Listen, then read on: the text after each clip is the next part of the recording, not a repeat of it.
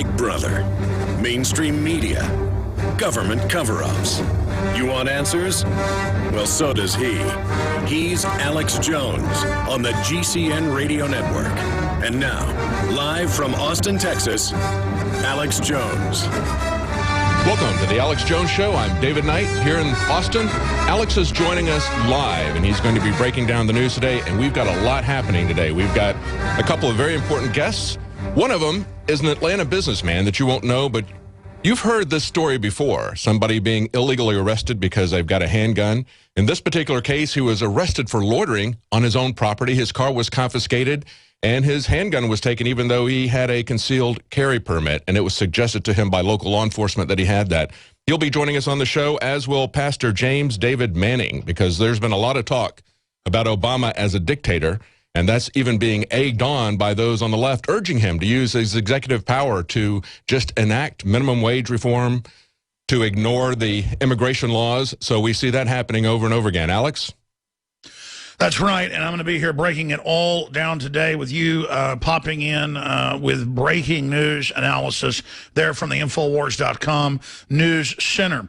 Also, we've known this plan for 11 years since TSA was basically set up, almost 12 years now, that they're going to grope everyone and harass everyone until people say, please do anything but grope us and put us in body scanners.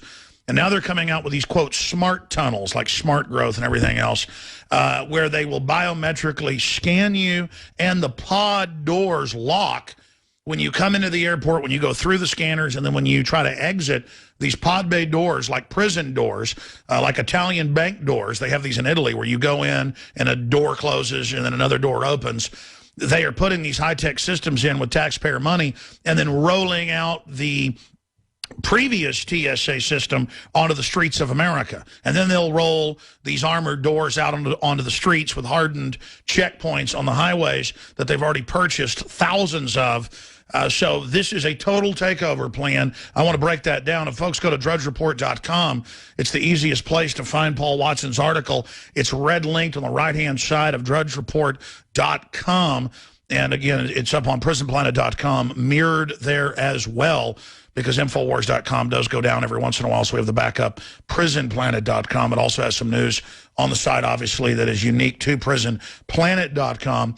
But if you look up on Infowars.com, you will see a video from years ago where I talked about Nelson Mandela and his wife, Winnie, his ex-wife now.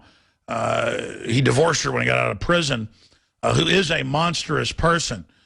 Totally monstrous. Nelson Mandela himself, there's a lot to admire about him. I've been very, very clear about that. Very intelligent, very smart guy, also extremely vicious. But, you know, one man's vicious terrorist is another man's George Washington. I mean, George Washington helped wipe out a bunch of the Iroquois Nation in the French and Indian War and other things. So definitely a manly man. But also the heir of one of the four major nations, that is African nations in South Africa. And that's who Winnie would go out and kill, was the black people mainly. Folks have to understand that between the Zulus and all these other groups, and he wasn't a Zulu, he was the king. He was never crowned, but he was the king apparent of a large portion of South Africa. And then that's never even discussed. Why was this guy put forward as the leader later by de Klerk and others after he was in jail for 27 years? It was because he was definitely an insider with the Russians. Previous to that, they were going to make him the king of South Africa, basically. And then when that failed, he was in his guerrilla war, blowing up military bases, you name it, blowing up trains, targeting civilian targets. Whenever that, quote, terrorist guerrilla war, that's his quote, failed, they threw him in jail for 27 years. And when he came out after leading that war, then they set him up and made him president, and then he betrayed the South African people big time. There's no doubt, and that's why you see all the New World Order worshiping him, is because he was their guy. And hey, I might break after 27 years in prison. I mean, he's definitely a very interesting character. We're going to break down the real Mandela straight ahead.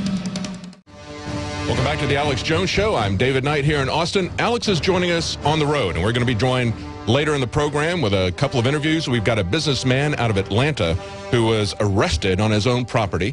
He had his gun confiscated, even though he had a concealed carry permit. He had his car towed, and he still has not been reimbursed for his car towing, and he's not gotten his gun back, and it's been over a year. We're going to have him on talking about his case with his lawyer. We also have Pastor James David Manning out of New York, and he's going to be talking about Obama as dictator, because we're seeing more and more often in Washington that people are accusing him of that. We even see people using the quote-unquote I word, impeachment.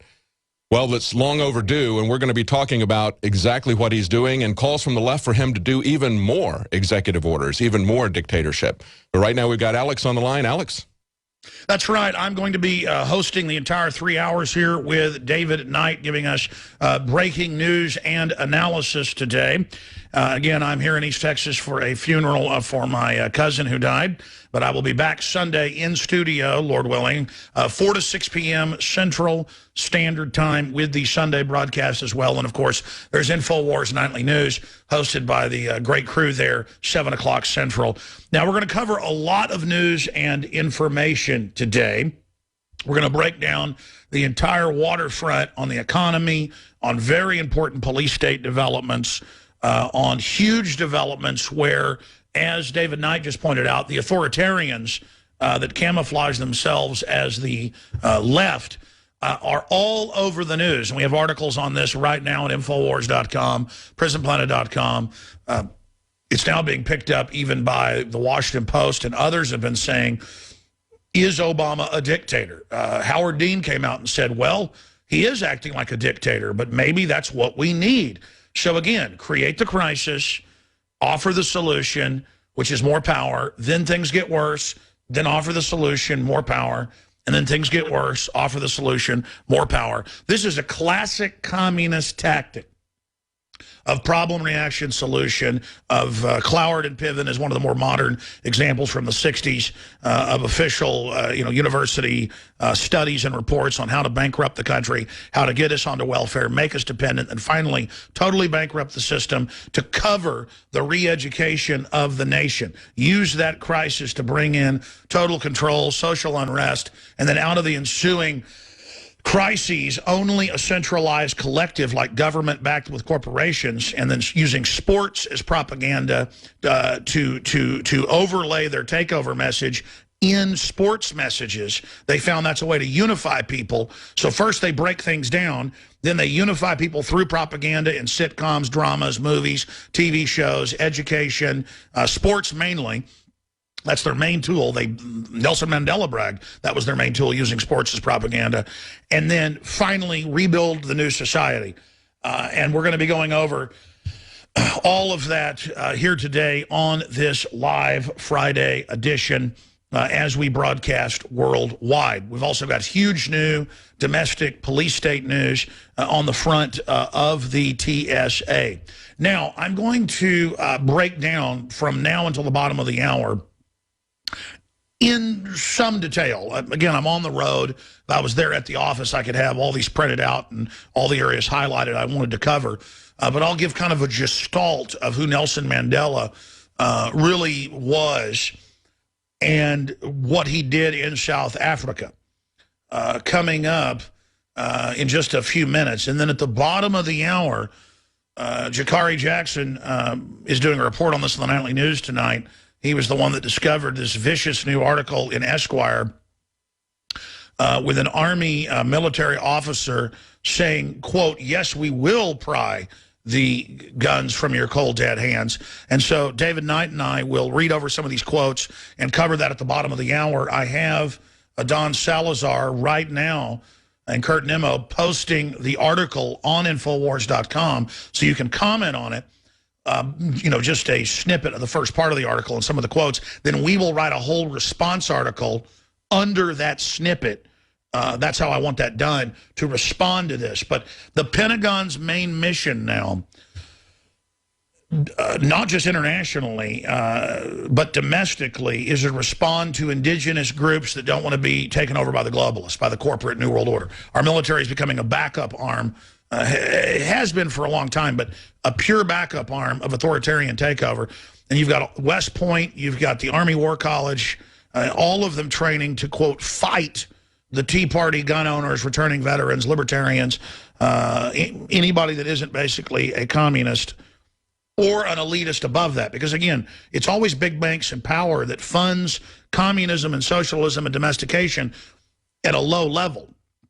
Because if you're pigs or cows, you know, in a barn being fed, collectivized, you are pretty much given an equal amount. And then, of course, you've got the people that live in the farmhouse, you know, 50 yards away, though. That's the establishment. You know, so you're going to live in a 200-square-foot coffin apartment and work in a slave factory for the greater good of everyone in the collective. They're going to take your money, and they're going to live offshore in 500-room palaces with 25 jets apiece, ocean liners, 747s with pleasure palaces, and Luxembourg and Switzerland, and you know they're going to have 20, 30 mistresses. The Saudi princes are going to have, you know, whole harems of hundreds of women. It's the same deal.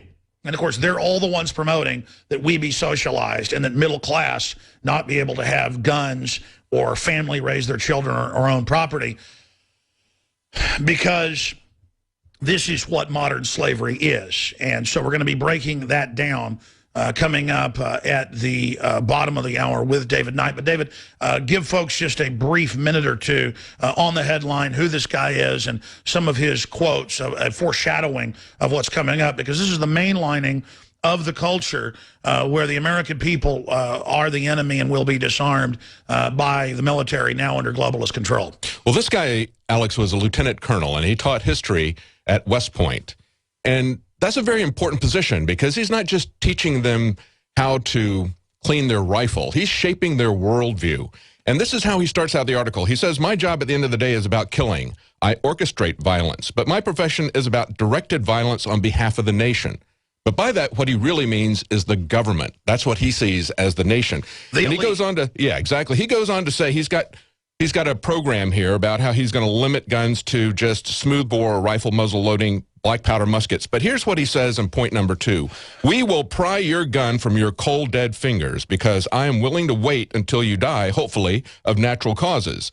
Guns, except for the 3 approved categories, cannot be inherited. When you die, your weapons will be turned to the local police department, which will then destroy them." Then he says police departments would no longer be allowed to sell or auction weapons. Then he says he would submit a new tax on ammunition. In the first 2 years, 400% of the current retail price. Thereafter, it would increase by 20% a year. We're going to cover that at about 35 or 40 after. We're going to break that down in detail. That's just a foretaste. Yeah. We're going to give you his name, everything. The article is going up on Infowars.com right now. But I just want to stop and explain something to everybody. West Point is training the entire officer corps, the elite officer corps for the U.S. Army. So, and he's not the only one. This is pretty much, you don't get a job there now unless you do this. And this is why there's a culling of the general staff of the military as well. And remember, a secondary West Point for officers in ROTC, I'd say it's in the top 10 of lower-level officer schools, would be something like College Station and Texas A&M. And at Texas A&M, they now have professors teaching in the military history. There's no right to guns. We will take your guns. The Constitution's bad. We're going to get rid of free speech, too. So this is open enemy operations, open saboteurs, open infiltrators of the foreign megabanks that have captured America. That isn't rhetoric. That's what's happened. Literally teaching sedition and treason. And you have free speech in this country to say anything you want, as long as it doesn't call for violence against someone, unless you're in government or in a critical infrastructure area teaching the overthrow of the Bill of Rights and Constitution. That is illegal. That is illegal. That is illegal. That is illegal. That is illegal. I mean, if I was preaching the overthrow of the office of the presidency and putting something new in, that would be illegal. If the president was executing the Bill of Rights and Constitution. So this is sedition from within the system, but it's not really sedition because these are globalist operators and they're foreign officers. And by the way, they have the, what's his name, Thomas Barnett, one of the Army War College top professors. You can see his C-SPAN interviews, because C-SPAN has them all archived back 25 years now, online for free. You can just search it. We got to do a flashback on Thomas Barnett. giving lectures on C-SPAN, but to the generals. C-SPAN come and shows him talking to the generals, and he goes, listen, you serve the New World Order. You serve foreign corporations and banks, and you serve the centralized system now, and America doesn't exist. You serve Wall Street. Everyone is a piece of stock, a human resource, and that's the way it is. And they just beat them with this until they give into it or say they're for it, and they get promoted. We have to remember with Barnett and others, there's a whole bunch of these guys. We have to remember with Barnett and all the rest of them that the key to all of this is that, again, they're openly operating for a foreign power. And it's just like in the film Network, where the executive calls in the anchor and says, you have meddled with the tidal forces of nature, Mr. Beale, and you will atone. And that's basically what this is they are bringing us into a corporate system where we have no rights except with our piece of stock. But even that has no rights. So it's a modern, high-tech form of slavery. Now, David and listeners, when we come back, I'm going to get into Nelson Mandela and break down who he really was, and a little bit into the next segment because I've gotten behind as usual. Then we're going to look at this particular lieutenant colonel, who's not the only one. You have to understand, this is the new officer class. This is it. I mean, this is happening. And they're culling the military of anyone who's pro-America, pro-liberty. We'll be right back. Stay with us. Alex is hosting the show live on the road, and he's going to be giving us his breakdown of Nelson Mandela, because Nelson Mandela, as you know, passed away yesterday, and all of the news is all about Nelson Mandela, and what we've seen is one hagiography after the other, as if he didn't have anything wrong with him. And of course, as Alex pointed out earlier, there is nobody like that. Everybody has good and bad in their life. So he's going to give us his breakdown of Nelson Mandela. Alex? Thank you, David. Again, yesterday, the crew just went and did a search of anything I'd ever said about Nelson Mandela and put it out. And what I said about Nelson Mandela and his wife was totally true, but I want to break it down within a larger context so people understand my real view of Nelson Mandela. And I'm by no means a expert on Nelson Mandela, but compared to the general public, I mean, I know literally 1,000 times more because I've actually tried to study it. And for anyone informed, that's why watching the news is like watching or tuning into the mind of someone on PCP. I mean, it does not resemble anything based in reality. And I have found African history, as well as many other histories, very, very interesting. So I've read a lot of history books from different perspectives on Africa. But let's just put it to you this way. The whole world's been barbarous and totally insane and murderous and unbelievably out of control. Africa has been as bloody or bloodier than any other place in history. And South Africa itself has been the epicenter of just unbelievable hell on earth for thousands of years. You had huge, different, diverse African tribes always battling for that area because it was very, very fertile and had a lot of resources. And Mandela was to be the king of one of the most powerful tribes in southern Africa, the Xhosa, if I'm pronouncing that right, Xhosa. And Winnie Mandela, his wife, and I'm just giving folks a quick snap gestalt on this, was a literal demon who would run around murdering African groups. Just to explain, folks, our media gives us this one-dimensional image that it's white people and black people killing each other in Africa. No, look at the Boer War that Winston Churchill was in when England invaded South Africa to attack the Afrikaners, the Dutch, and there was also French settlements. There was a whole bunch of settlements, folks. Everyone was killing everybody, okay, 24/7, and you'd have different white groups that allied with different black tribes, just like the French and Indian Wars, where you'd have the French with one group of Indians, natives, you'd have the British with another, you'd have the Spanish backed by another. This is the way the world was. And Hollywood and the media just totally dumb it down. And I'm not defending any group. I'm not an Afrikaner, never been to Africa, never been to South Africa. I'm not a French Afrikaner. I'm not a British, South African. None of this. I don't have a dog in the fight. I know there's South Africans that listen, and they know a lot more about it. In fact, perhaps we should open the phones up. That's a pretty good idea at the start of the next hour before our guest comes on to have, in fact, we're going to do that from South Africa or Zimbabwe or from people that are formerly from South Africa. Folks that left South Africa, whether they be black or white. If you were white, you pretty much had to leave because of the racial attacks. And you have it in other areas of Central Africa and other areas where the white farmers have all been run out and the society totally collapses. And you're seeing a lot of examples of that. So it's an incredibly complex, just incredibly complex issue. But you have to first understand that Nelson Mandela was born in the beginning of the last century, back in 1918, at the end of the of World War I, and he was set to basically become the king of a large area of South Africa. And when that failed and their imperial empire basically collapsed, he began working with the communists and then later with the Soviet Union through the 40s, 50s, and 60s to try to overthrow all of the countries in southern Africa and install a Marxist-Leninist dictatorship.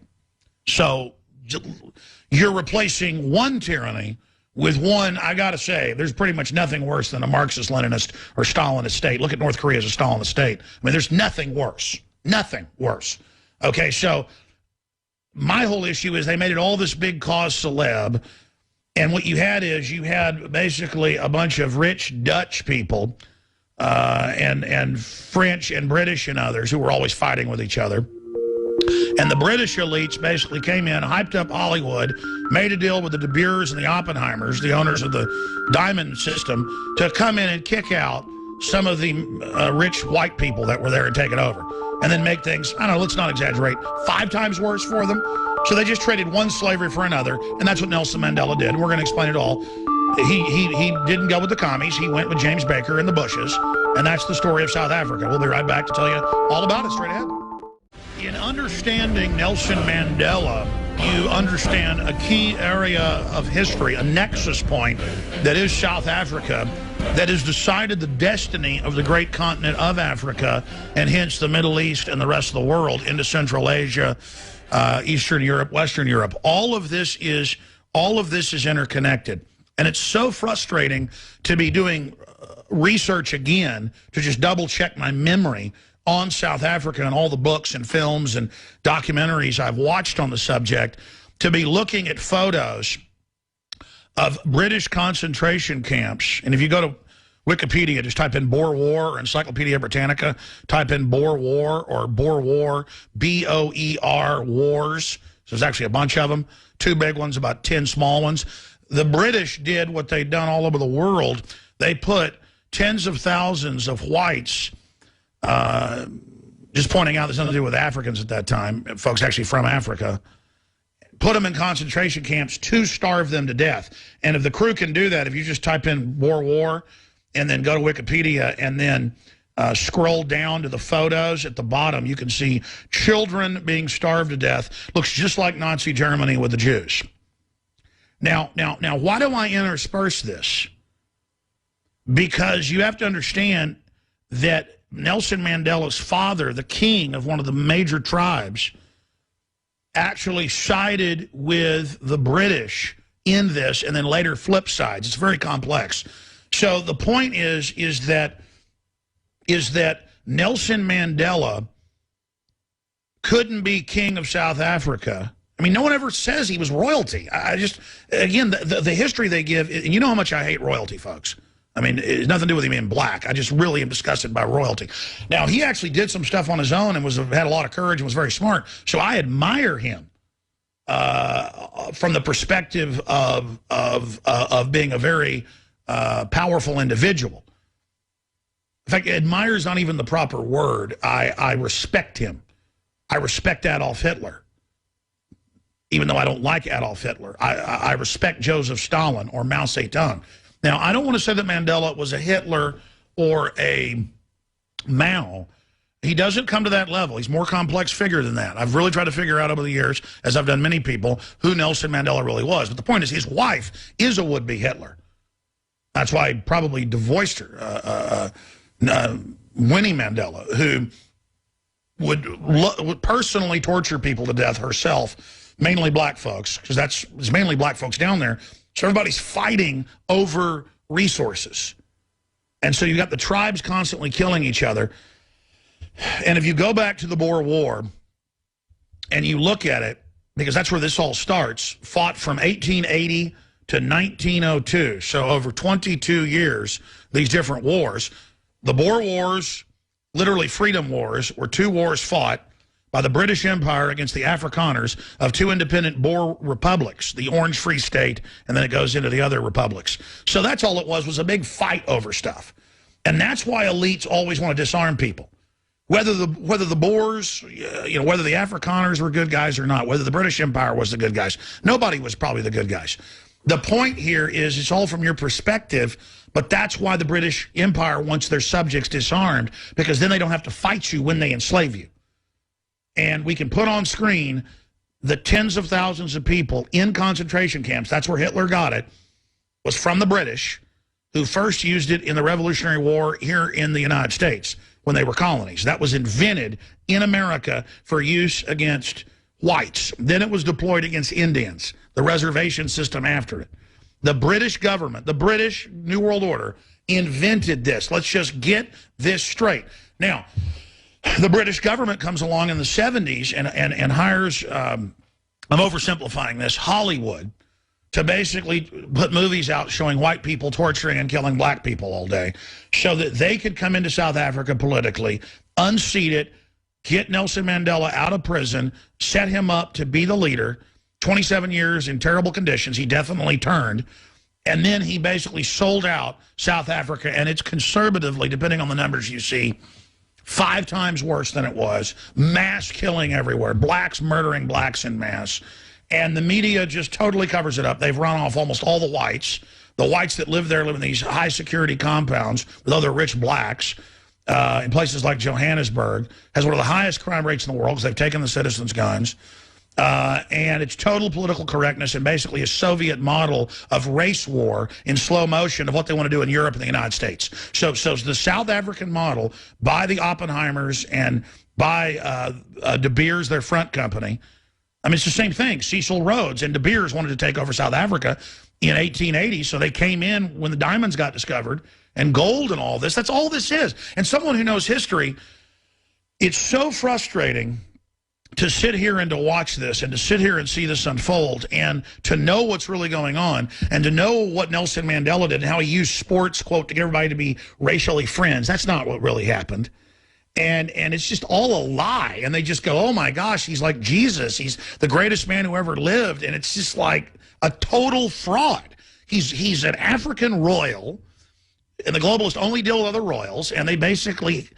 He lost trying to team up with the Soviets, so they put him in jail for 27 years, and then he came over to their side, and all they did was kick out any middle class that was in South Africa and anybody that knew how the infrastructure was operated because they'd owned it and run it. And then the communists just came in and wrecked it, and now the diamond workers and everybody are even in worse shape, and they call it a civil rights movement to not let any African country mine their own diamonds and sell them so they get money. They call those blood diamonds. And it's the opposite. They actually keep everybody enslaved to keep the price of diamonds up by artificial scarcity. And the average person doesn't know that and have to watch all Bono and all these Hollywood people about, oh, don't buy diamonds unless they're certified by De Beers, which makes sure it's basically slave labor. It's like everything you're told is the opposite of what's really going on. And David, we'll have to get into the gun thing. This a lieutenant colonel at West Point saying we're going to take your guns, we're going to ban your guns. We're going to take them from your cold, dead hand. That quote's now up on Infowars.com, that article, because we only got a few minutes before this other report to get into this. But I hired you because you're a smart engineer, and you've studied history as well. It's addicting once you learn about it. You always want to learn more, but it's very painful to then run into people that just go, oh, you're just racist. You don't like Nelson Mandela. It's like this mindless feel-good thing like that Miss Teen USA that said, you know, what do we do to help American test scores? And she goes, such as South Africa, helping them. I mean, it's literally, you don't know how to tie your shoelaces, but you know how to go, Mandela, Mandela, Mandela. And it's totally frustrating that they have no idea that they basically traded one set of masters who were actually reforming. They always use reform. Like Assad started reforming in Syria, they use that to bring in al-Qaeda to overthrow him. Same thing with Gaddafi. People say, well, why are you defending Gaddafi? Because he was much better than what they've done now, al-Qaeda. Just like I'm not defending the white Afrikaners that had a racist system. I just knew that they actually were building things up and actually helping people compared to communists. I mean, that's what I'm saying is I don't want apartheid, but I don't want to live under Joseph Stalin either. I knew it was a globalist, commie, banker takeover, so that's why I would simply point it out, hey, this is what's happening. And if the Africans knew that, and if the American people knew that, and if the cause celebs knew that, we could have actually reformed things, had real unity, and used South Africa in the south and Libya in the north, which is what Gaddafi wanted to do, to jack up Africa politically out of the mud and actually build it up. But the globalists don't want that. And I mean, it's like Coney 2012. Hadn't been seen in 7 years now. It was 6 years. We're going to invade Africa because this guy's a bad guy who's hiding in the jungle somewhere. He's actually dead. Now they're invading most of the countries, north, south, west, killing people with UN drones and saying it's to get Coney. And because they know the general public just goes, Coney, blow up all of Africa, nuke the whole continent, or you're for Coney. Well, then let South Africa be enslaved, or you're against black people. You know, it's the same mindlessness, David Knight. Well, you know, racism is a tactic, quite frankly, just like communism is a tactic, fascism is a tactic. And the elite always use this to oppress the people. What they do is they say, well, we've had fascism for a while, so now we're going to have communism, and you're going to be free. It's going to be completely different. Or we've had racism for a long time, so now we're going to have communism. The fact of the matter is that Mandela fought against racism, which was a good thing. But he did it with communism, which is just a different evil. And you got people that don't want to talk about this. I saw somebody write that now is not the time to talk about the history of this historical figure.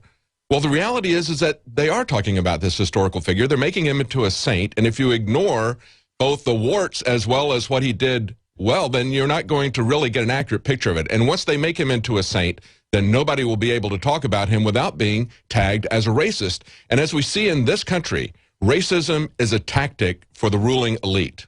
Well, they're racialist, exactly. It's a divide and conquer. The British Empire has written published books hundreds of years ago that are on record, how to do this. That's what they're doing. And then they'll use old wounds to keep the wounds open and engage in new wounds. We're going to air a special report here, and then we come back from break. We're going to get into this Army colonel who openly says he, quote, will get the guns out of our cold, dead hands. We're going to do that, but very eloquently said. That's why I love David Knight, folks. He could crystallize what I tried to say in 10 minutes down to just a little blurb. And then James Baker went over there when he got out of prison, was the first person to talk to him when he got out of prison. The first world leader was Secretary of State James Baker with that whole setup with the British Empire to literally betray Africa again. And they have betrayed South Africa. I want prosperity for South Africa, and it's undoubtedly many times worse than it was. You judge a tree by its fruits. And Mandela literally was just someone who was basically broken and programmed in prison. And people have to be honest about that and not let them create a saint so that he can't be questioned. Perfectly crystallized, David Knight. Now, here is a special report and also operational promotion to be able to stay on the air, folks, and to keep expanding the operation. It's quite an issue to deal with something that helps everybody across the board, and that, of course, is Fluoride Shield. And so here is a piece that we put together on this new proprietary development that we put together with Dr. Group and Anthony Gucciardi, and it is simply amazing, just like the Nascent Iodine and also the Super Male Vitality we've come out with. InfoWarsLife.com, here it is. The facts are in. The studies are legion. Sodium fluoride and other members of the fluorine family that are added to Western water supplies are devastating the health and cognitive ability of the people that drink it. So the question is, why are the social engineers adding it to the water? Simple. Dumb down the host population that the parasitic technocracy is feeding on. destroy our health, make us weak. Now, we're battling to get fluoride removed out of the water, and we've been successful in some cities in the U.S., Canada, England, and Germany. But in most areas, the poison is still being added. We can't get it out of the water supply yet, but we can get it out of our bodies. There is a way to fight back. The reason I have launched Infowars Life is because in my own research, trying to figure out how to detox my body and how to live a healthier life and how to take care of my children, I did more and more research on substances that are known on record to help block fluoride and other toxins, but also help strip them out and cleanse them from the body. And talking to medical doctors, scientists, researchers, nutritionists, different compounds continued to come up in their research separately to be the best at detoxing and cleansing the body. And for the first time ever, this product did not exist. I'm quite frankly shocked that nobody else developed it. We can now bring you Fluoride Shield, Fluoride Detox. But again, it doesn't just detox fluoride. The 6 substances in Fluoride Shield have been shown on record to battle and to cleanse and to strip out these known poisons that are wreaking havoc inside our bodies. We developed Fluoride Shield to be the highest quality, highest standards because I use it every day and my family uses it every single day. And the results that I have experienced have been dramatic.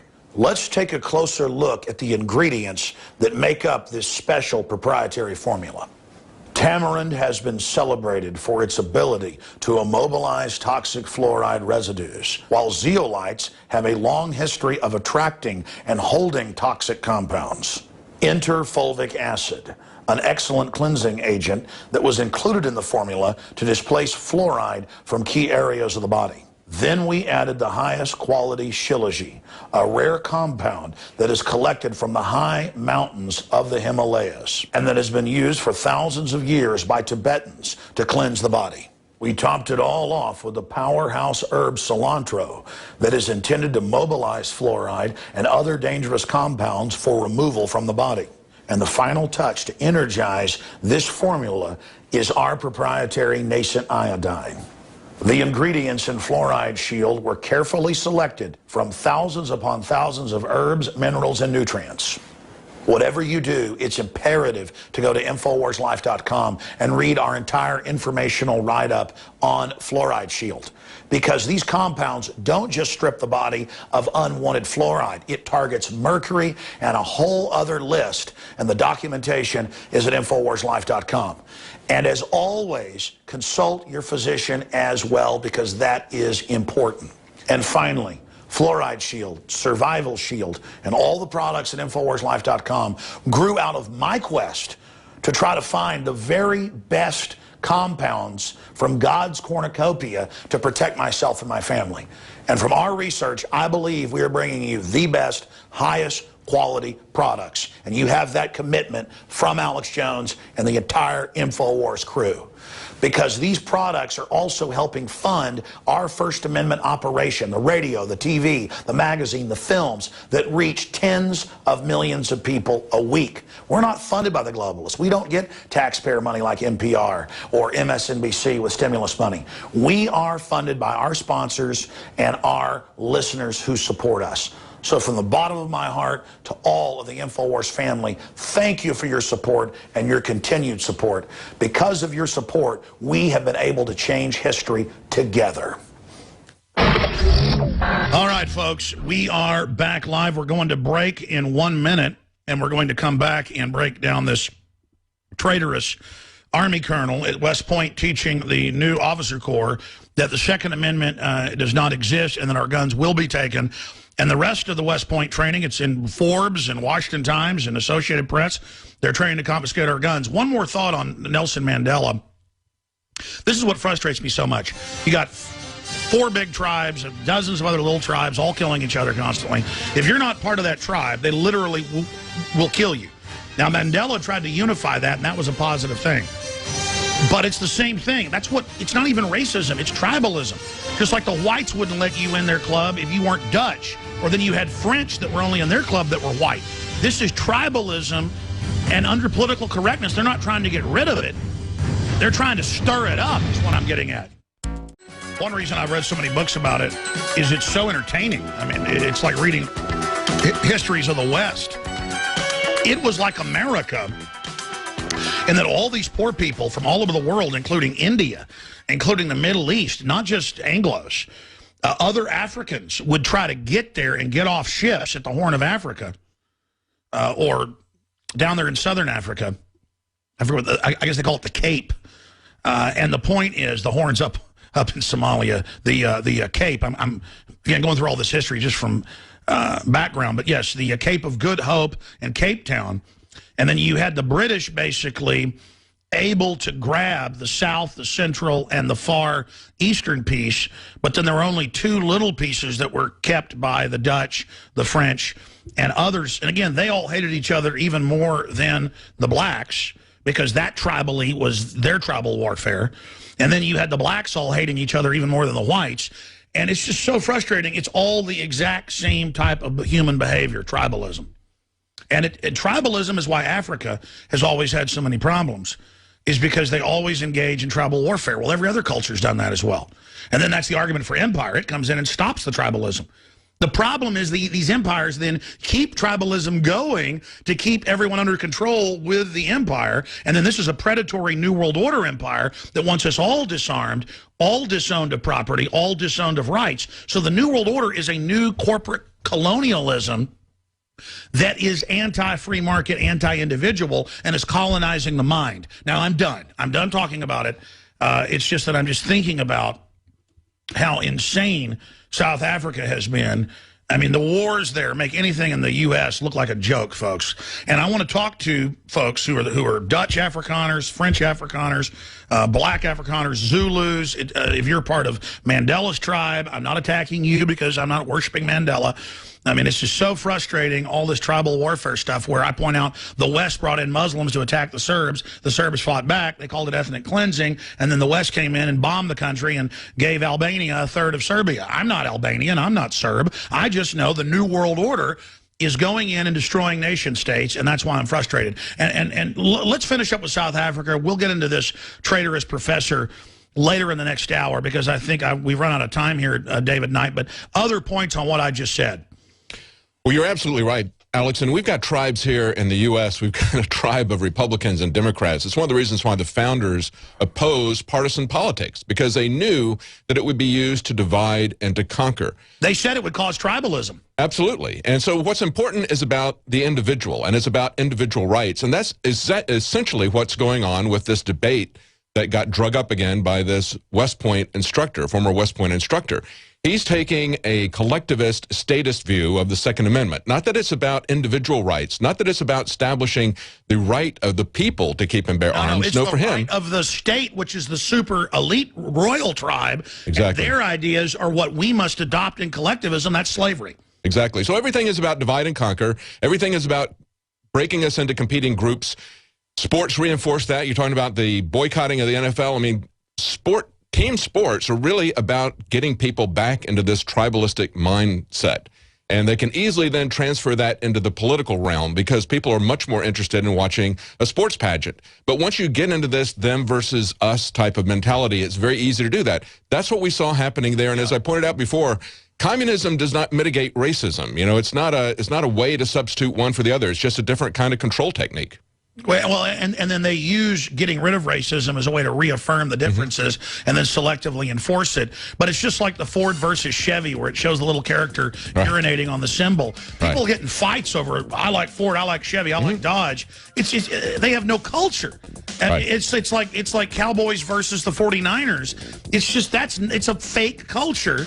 And notice the globalists attack anything that's a real culture, folks. Don't give up your culture, no matter what it is. Be proud of it and be proud of other cultures as well. But don't give up your culture and turn against any plastic culture. Big Brother, mainstream media, government cover-ups. You want answers? Well, so does he. He's Alex Jones on the GCN Radio Network. And now, live from Austin, Texas, Alex Jones. With the death of Nelson Mandela, we've been discussing tribalism, which is how humans have organized themselves for all of our history, which works fine if you're a band of people out in the middle of nowhere and share kinship, and there's another group that wants to, basically take your hunting lands from you. That's how you operate. But the globalists, the empires, going back to Rome and before, they scientifically studied tribes and how to manipulate them. And I have read, no exaggeration, let's not exaggerate, I don't know, 30, 40, probably more, books by the British Empire, published for the British Empire, published by the Roman Empire, published by anthropology, sociology textbooks. And that's really what the elite are into, is how they manipulate you. And their culture is really eugenics, ultra-slavery, hatred of humanity, mega-authoritarians. And how do you explain that to somebody that's been raised on NFL tribalism, or Ford versus Chevy, or Coke versus Pepsi? I mean, you see how they do this everywhere. And then it turns out Coke and Pepsi are basically interlocking corporations, the same people. It's like England has 2 big grocery store chains.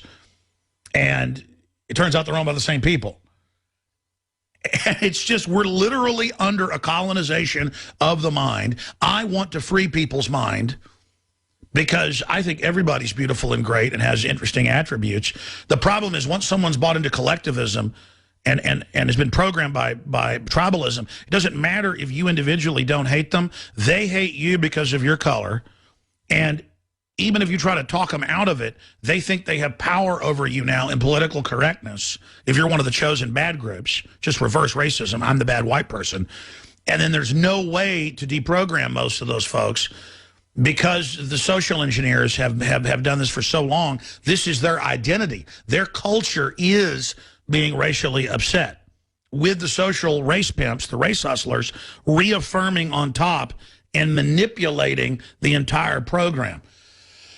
And when you look at tribalism, I've realized more and more, we have to act like sports teams. We have to put our ideas out very simply and then connect them to the more complex ideas to counter folks that are like zombies. And that's what I've said. We need to have our own gangs. People go, what, like Crips and Bloods? No. Or the Ku Klux Klan? No. I'm saying Second Amendment, property rights, liberty, free market. That's why the establishment, the left today, attacks the movie Scarface so much, because it backfired on them. Because you've got this entrepreneur character, even though he's a bad guy, he's a good guy at the end, doesn't kill kids, makes the right decision at the end. And he says, I like everybody but a communist. That's slavery. You want somebody telling you what to eat, what to sleep, what to do? You want to not have enough food to eat? You want a rat on every corner telling you what to do? We have to literally fight this communist collectivism with our own tribalism of forget what color you are. It's what Martin Luther King actually said. Even though the left tried to control him and communists, he was getting away from them. That's why they killed him, because he was getting off the whole left-right reservation. Judge someone by the content of their deeds and their heart and how they act and what they do. You judge a tree by its fruits. Not what they say on the surface, but what do they actually do? And Nelson Mandela was only a puppet and a front man, though he was a very interesting, smart guy. I'm not saying that he wasn't an interesting guy and a manly man, big warlord king of the whole area of Africa. Notice the media never says that. Like, he just came from nowhere, a nice person over here, and everyone grovels to him in fear because of, whatever. When you really get down to the end of the day, he totally, to get out of prison, I don't know, 27 years in solitary confinement, I say I won't sell out, but I don't know. The point is he came out and totally sold everybody out. And that's why all the CFR, New World Order people are worshiping him. So I want to get calls from South Africa, 800-259-9231, 800-259-9231. Or if you lived in South Africa and left, black, white, French, Dutch, British, I don't care. I want to hear from you, 800-259-9231. Stay with us. Well, Nelson Mandela, at 95 years of age, died. And we covered in the last hour what really happened in South Africa, how the British government wanted to break down the country to replace one form of tyranny with another. But we've already covered that. We're going to cover it more. I'd like to hear specifically from people in South Africa, or if you live in Australia, the United States, Europe, if you've left South Africa, if you're a black South African, white South African, French South African, because they're all in different groups, Dutch South African, mixed South African, whatever. What is your take on how South Africa is now, 20 years after Mandela? Because it's been about 20 years since he was in there as president. What is your take on the divide and conquer that's now taking place and how they use that opportunity for unity, I believe for division, but you know more about it than I do. The toll-free number to join us is 800-259-9231. You got to dial your country code and call in on that or use your IP phone to do that. It's 800-259-9231. I know there's a direct line folks can call as well. And John Harmon up there on the network, you want to come on air and tell folks that number, because I should have had that, but I'm on the road today.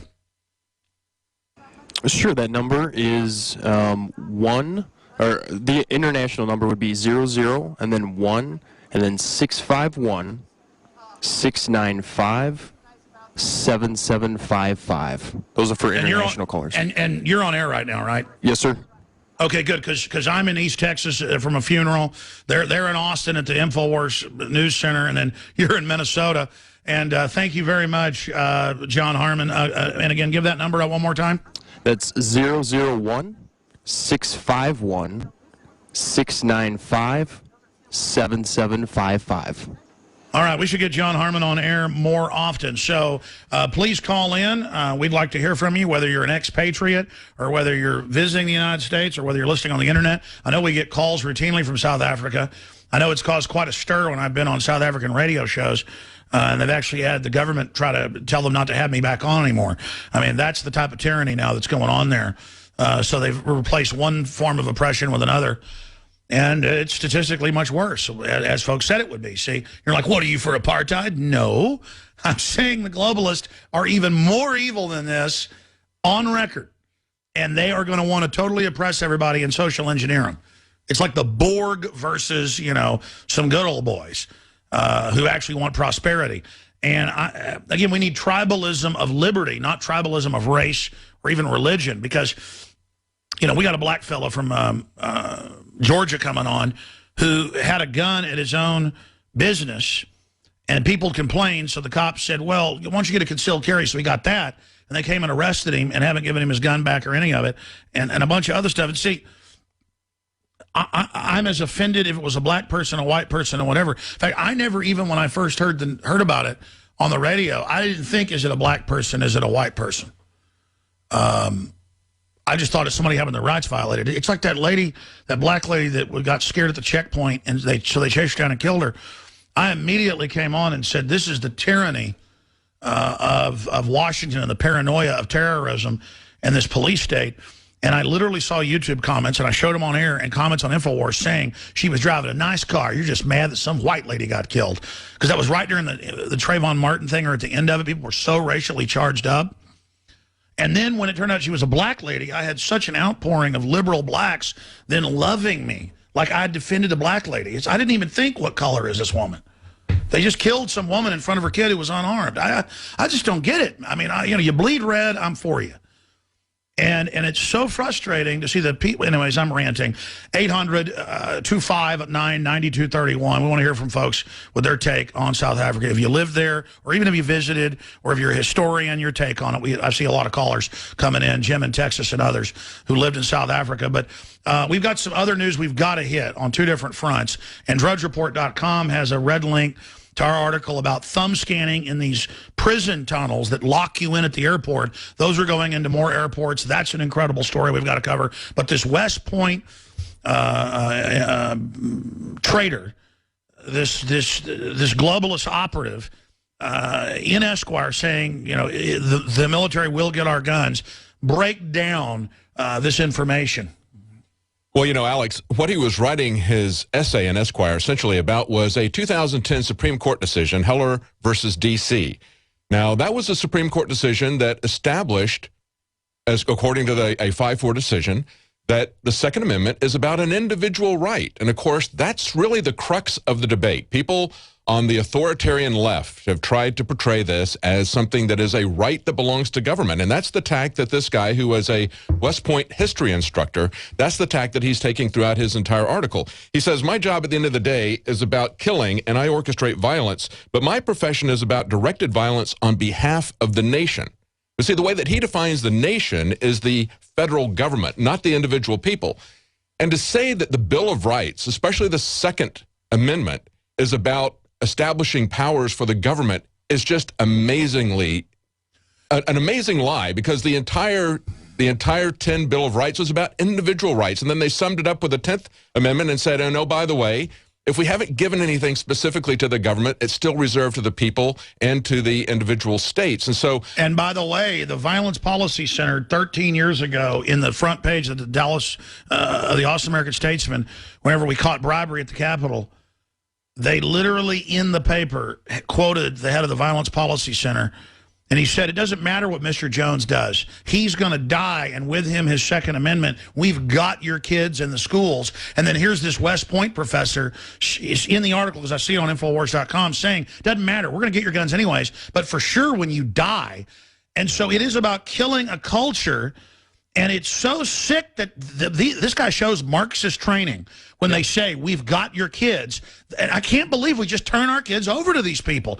Go ahead. That's right. And of course, at West Point, he taught history because he's about shaping the worldview. That's why he believes that he can take the guns from your cold, dead hand. He says he hopes that he doesn't have to kill you. Of course, he will if he has to. He'll tell his and he has to, but he thinks it's worse. Inherit it. Yeah. Yeah. And it's worse. It's worse. The scandal is, why are they putting these people in everywhere? Yes. You know, it just came out 2 weeks ago that the person teaching history and law and a bunch of other stuff at another West Point type installation, one of the biggest in the country, Texas A&M. And it's not just this one professor. The bunch of them are doing it. They're bringing him in and literally saying, we're going to take your guns. And she said the rest of the Bill of Rights, free speech, everything. That's right. Well, and of course, this guy is writing for Esquire. He's also written for the Small Wars Journal. And if you remember back to the summer of 2012, there was a lot said about an article that they had called Full Spectrum Operations in the Homeland, A Vision of the Future. Do you remember that? Where they were saying, yes, when they said they're preparing for war with the Tea Party. That's right. The Tea Party was taking over after hard times and a bad economy. They had taken over one town. And so this was their gaming scenario, how they were going to fight the Tea Party people who had taken over Darlington, South Carolina. Now, he didn't write that particular article, but he writes many, many articles for the Small Wars Journal. He's also... But see, that's even more important. That's even more important. Again, it's infested. It's not this one guy. It's most of them. I mean, I'll turn on C-SPAN and see an Army War College briefing for generals. And I mean, it sounds like the most it sounds like a science fiction movie of the bad guys. Yeah. Go ahead. Well, and you know, so this is very relevant because you remember when we were down in San Antonio and you and Anthony Gucciardi were talking to the police chief because we had this open carry rally down there at the Alamo. And and you asked him, he's a, you know, point blank, you and Anthony were asking him, would you confiscate guns if you were ordered to do so? And he said, well, that's a hypothetical. Just dropped. See, they have hypothetical scenarios. That's exactly what they train in all the time is hypothetical scenarios. That's what the Small Wars Journal is about. It was about a hypothetical scenario where they could have the operation in the homeland, their vision of the future where they're fighting Tea Party people to confiscate their guns. So to say that I can't tell you whether I would confiscate your guns or not because that's a hypothetical scenario. Everything that they train with is hypothetical. And they are creating scenarios where the federal government, where the military is going against individual citizens because, as this fellow points out, he doesn't see it as an individual right. He sees it as absolutely right. And it's all about continuity of government. It's not about individual liberty. We're going to go to phone calls now. Again, I'm hosting the broadcast. David Knight is popping in with expert analysis and breaking news. We'll have to get to the other news on Japan and warnings there that they're going under a fascist coup. Congress is having hearings on Obama being a dictator. The presidency is now a dictatorship by every measurement. We're going to go to that. But we have calls from Switzerland. We have calls from Texas. Both people lived in South Africa, so I'm going to skip this network break. I'm skipping this network break so that we have time to get to these callers and then also have David shift gears and get into other news. But if you hear me jumping in and getting upset, hearing all these West Point commanders teaching war with the Tea Party, we're going to take your guns, we're going to kill you. He actually says, we're going to take it from your hand. I mean, this is absolute sedition, absolute enemy infiltration. And Americans love to follow authority so much, they're going to try to have a Boer war here, folks. I'm telling you. They are going to come after the gun owners. And by the way, all you idiots that are going to side with them, you're going to be slaves when they're done, you idiots. Excuse me, I'm getting angry here, folks. I can't believe that our own military leadership is openly teaching treason and sedition and overthrow. They are criminal infiltrators, according to the Bill of Rights and Constitution. They have broken their oaths. They are involved in sedition. Thank you, David Knight. Let's talk to and chime in anytime you want on these gentlemen. Jim in Texas, lived in South Africa. Then we'll talk to Swiss Mountain in Switzerland. Thank you for holding. Jim, you're on the air. Go ahead. Hey, Alex. From the time I was born until I was 12 years old, I lived in Rhodesia in Victoria Falls from 68 until 80, until the government fell. And from that point on, I lived 5 years in Cape Town, South Africa. Now, as a young boy... Sir, do me a favor. Back off your phone a little bit. It's overdriven. For those that don't know, Rhodesia was when the British captured the north area of South Africa, the northeast. They named it after their Illuminati chieftain who openly called for world government and who set up the Rhodes Scholarship. So you were born in Rhodesia. Go ahead. Yes, that's correct. My father was in the Rhodesian Army. In fact, he was a captain in one of the companies in the Rhodesian African Rifles, which was a black and white unit, mixed battalions. Growing up, there was no racial strife whatsoever in Rhodesia. The Hosas and the Dabalis were the major black tribes. We lived in neighborhoods. I had black neighbors. I had, you call them colored. They were the ones that, you know, maybe had a white parent. There was interracial. There was no problem. No racial strife whatsoever until the ZANLA, Zimbabwean African National People's Liberation Army, communists who are Chinese-backed, began their insurgency from Zambia. Now, why is this important? Because Nelson Mandela was a ZANLA operative.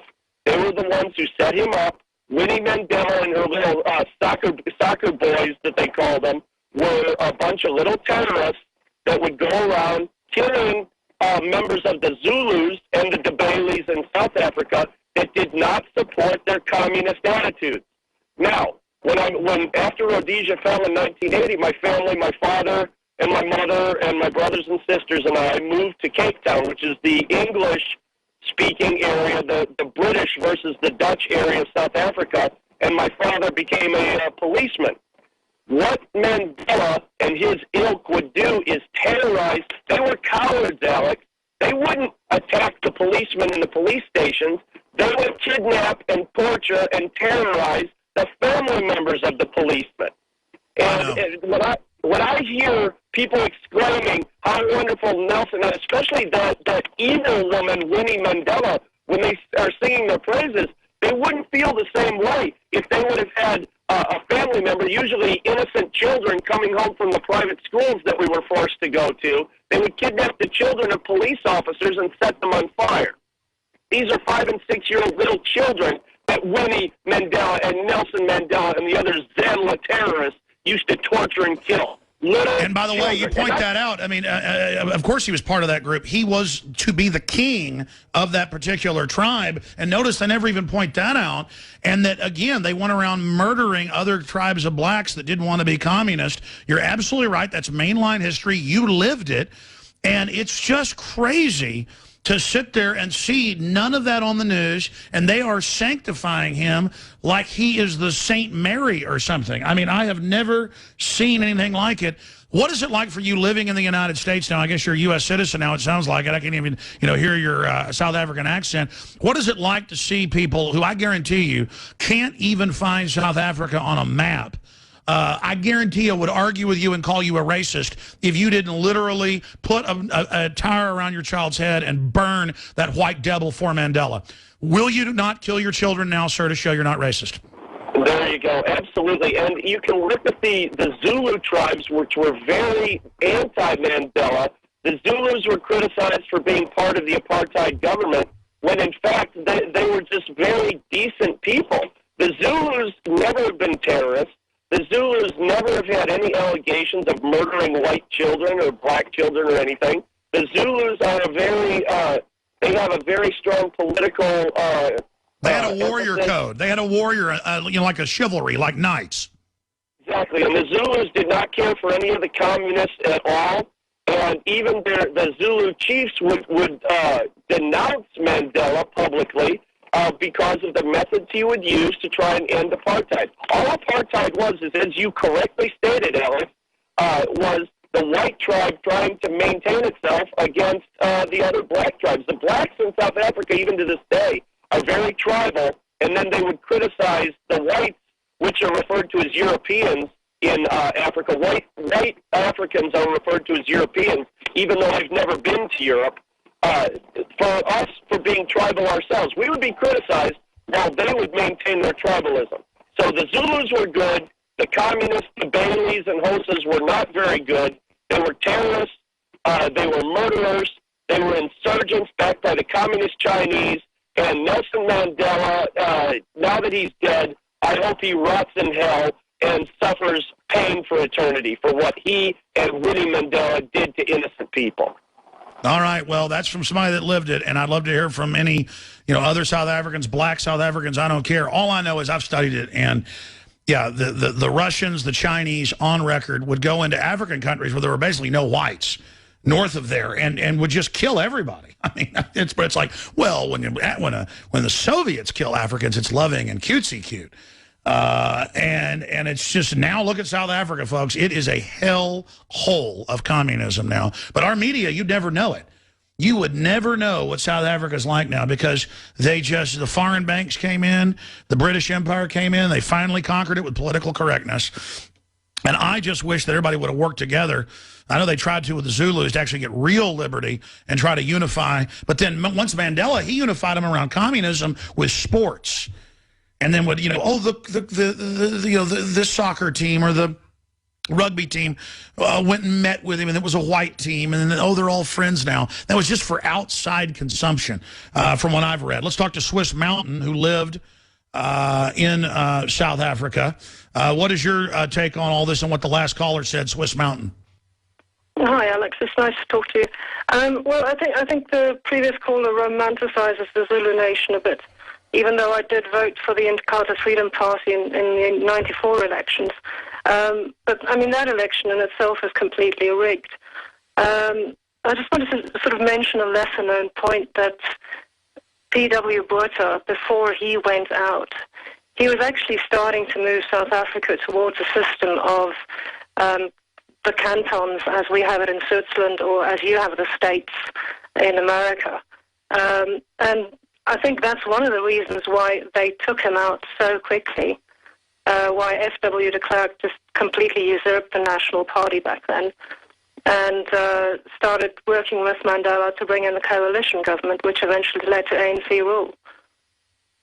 And again, for those that don't know, the average American literally can't even, the average government-trained American cannot find their feet with both hands or their butt either. But for folks that don't know, you have the Inkatha group connected to the Zulus, and then you have the ANC, of course, with Mandela and the communists and the rest of them. Give us your take on living there and why you left and what you'd like to say to folks calling from Switzerland.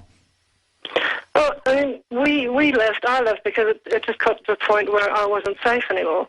And your gun rights were virtually zero. So for me to get a gun to protect myself was not the way to go. So I just decided, okay, I'll leave, thanks.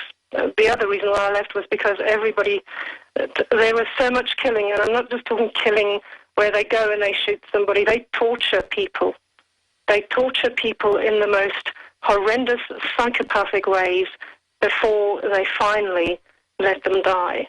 There's an extermination happening in South Africa of white farmers. I don't know where these people are going to get their food from. They're most probably going to get genetically manipulated food from the UN. But it was just psychologically so horrendous to live there. I just had to leave. And, of course, other areas of Africa, they have exterminated all the whites, actually exterminated the few farmers that stayed behind and are now collapsing, like Zimbabwe. And, again, the average American hears the word Zimbabwe and just thinks it's a foreign planet. What do you want to tell Americans that naively think that communism in Africa is a wonderful thing? I want to tell them to read history, and read lots of it. And the only thing I can say to the American listeners is there's so much love and support for you from all around the world. We're all in this together. I think Thomas Paine even said we're all Americans in this cause of liberty. And we've just got to keep on educating people. We've got to interject small pieces of information to those that are entirely numb and try to tune in on their level to raise them up even the slightest little bit. And apart from that, I'm so impressed with people running for local government in America. That's the way to take it back. Apartheid South Africa was the worst. If you were a black living under the apartheid regime, that's what you guys are fighting against right now. It was horrendous for the black people as well, because I grew up with them. Well, I want to hear how bad apartheid was when we come back. We've got another guest coming on, but I want to give you 2 minutes to finish up, ma'am, and we'll be getting the guest on. But I want you to give that perspective as well. Please stay there. Don't hang up. Swiss Mountain. And Alex is doing the show live, remote. It's amazing how we can get technology to do that. I'm here just in case we have some problems, and we had a momentary problem, so that's why I came in. But now we're all right. I'm back here. I'm right here with you, David. Thank you so much. And we've got a special guest coming up that the guys lined up from WSB TV. First reported businessman arrested for loitering, carrying legal gun on his own property in Atlanta, Georgia, or outside Atlanta. The good Californians, I guess, that have moved into the area, if they see anyone with a gun, they call the police, and the police say, look, doesn't matter if your gun's legal or not, we're going to take it because the Californians don't like seeing it. And that's an oversimplification. I love a lot of Californians. I love the state of California. It's very beautiful. But a lot of my problems, everybody I know who lives on a ranch has had their California neighbors, that's who's moved to Austin, to the Texas Hill Country, call the police on them when they shoot their guns even a mile away. And it's a reign of terror. And that's basically what happened to this gentleman. We're getting him on the line. Going to talk to him in a second. But a lady going by the name Swiss Mountain, I wanted to hear from South Africans, black South Africans, white South Africans, human beings who've lived in South Africa in the hellish stuff that's gone on there. And, you know, get your real perspective on Nelson Mandela. And we were about to go to break, but she was talking about how bad apartheid was as well, to give that perspective. Living there and watching apartheid, you were trying to make a point. Swiss Mountain calling from Switzerland. To go ahead and finish up. Yeah, well, I mean, the amazing thing for white South Africans was that you had help in the house that were black. Women that worked in the kitchen, for example. And I grew up with these people and with their children. And under apartheid, their children were not allowed to be with them. They had to go back to the townships. And my mother was against this, and we had several visits from the police where she just didn't allow them inside. So then you had your pass laws where black people had to carry their papers on them at all times and could be searched anywhere. It really wasn't a nice system to be under if you were in the wrong skin color category. So I can understand why people like Nelson Mandela got really, really annoyed at this.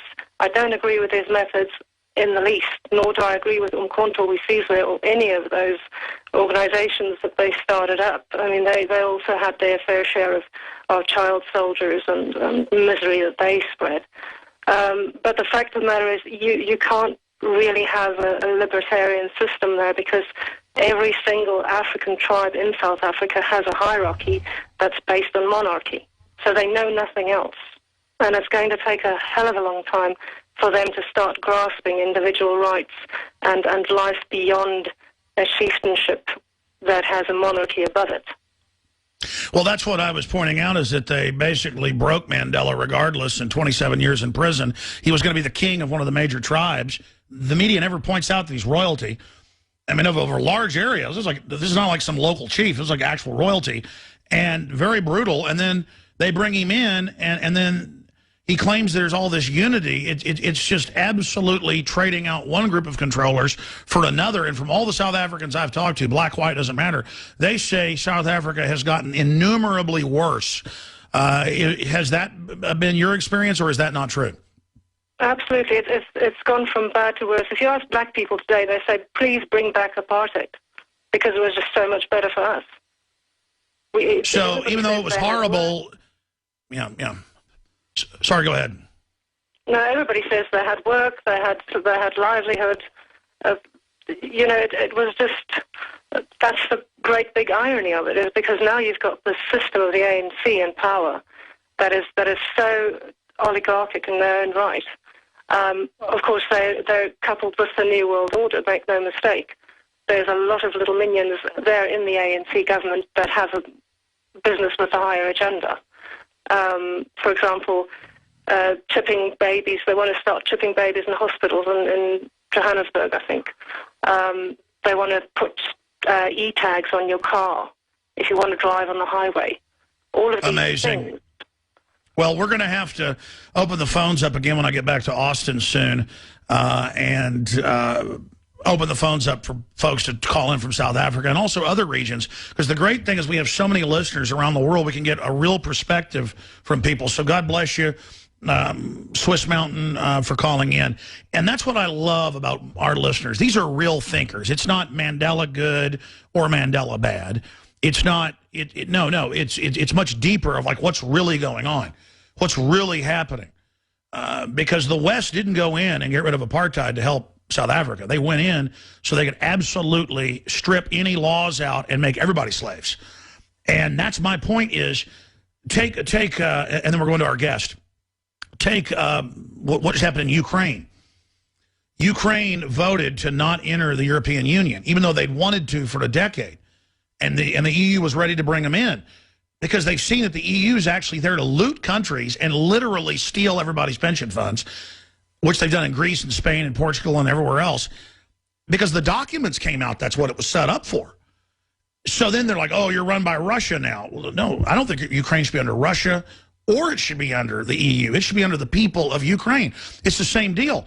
They did not go with the EU because they love Russia. The Ukrainians hate the Russians. They used them pretty much as slaves. And killed 10 million of them and all the rest of them. That's white people killing white people. Man, it's the same story over and over again, just different skin color. And they'll use an excuse. Well, you're a Ukrainian, so I can kill you. I mean, it's just like they'll have Christians, get killed by Muslims in Africa or whatever. Just it's the same people, same genetics. They just or one group's animus, one group's Christians. They kill each other. We need to have a culture of liberty, regardless of what color we are, of human liberty, and then that's our game. Because we do want to be in tribes. Well, I'm in the tribe of liberty, and I don't care what color you are. If you are having your rights violated, I'm going to come to your aid, because I want people to come to my aid. I mean, where's the special interest for the individual? Where's the special interest for families? Where's the special interest for business owners? Where is it? I want real unity around liberty. And it's the only future we have, folks. And that's why they attack the Bible so much, because it's all in there if we'd follow it. People say, well, the religion's done all this. That's people twisting it. All right, I'm done ranting, and I appreciate him joining us. Now, I know we have another guest coming up, Pastor Manning, in the next hour. CJ, you told me my guest already. Is it guest or guest? Okay. Yes. Pastor Manning is coming on. Okay. So it's Eric Lee and his lawyer, and then Manning's coming on. Good. Okay, well, let me introduce them both. Eric Lee, of course, businessman arrested for loitering, carrying legal gun on his own property. He'd been harassed over being a gun owner. This is happening to us in Texas as well, folks. Your neighbor doesn't like you having guns, the police come. And he was arrested. His gun's taken. He hasn't gotten them back. This is an incredible story. So, David Knight, you please introduce his lawyer and him here on air, and then I've got some questions, but I'm on the road here. Go ahead. Mr. Lee, tell us who your lawyer is. Shannon Briley. Okay, well, fantastic. Who would like to speak first? Tell us what happened to you. Oh, I'll start it. I was working, and I got off work, and on my way to the car, I figured I left my gun. So I had to run back in the store and get my gun. And there were some guys outside, just local guys that I know. And they was asking me questions, wanted to talk to me. And so I talked to them for a second before I got in my truck and the police pulled up. And they said, "What's going on out here?" They had a car probably across the street or something. They seen us outside, and they said, "You have any drugs, any weapons?" And I said, "I have a gun on me, but it's my store gun." As soon as I said I had a gun, they just handcuffed me and threw me in the back of the car. And I said, if you would let me finish, I would have put I could show you my license in my back pocket. So he didn't take the cuffs off. They left me cuffed, and he went into my back pocket and pulled out my license and ran it. And one of the cops, they were betting on me. One of them said, "I guarantee you, I bet you the gun's stolen." And so the other guy he ran my license. He said, "Well, it's not stolen." And he said he cursed and said, "Damn." And I said to the officer, I said, "Are you serious? Are you mad because I'm doing the right thing out here?" And he just told me to be quiet, and he walked off. And so the other officer, I said, "Just do the right thing, man. What's gonna happen?" He said, "Well, I can't do nothing right now. I gotta wait for my sergeant to come."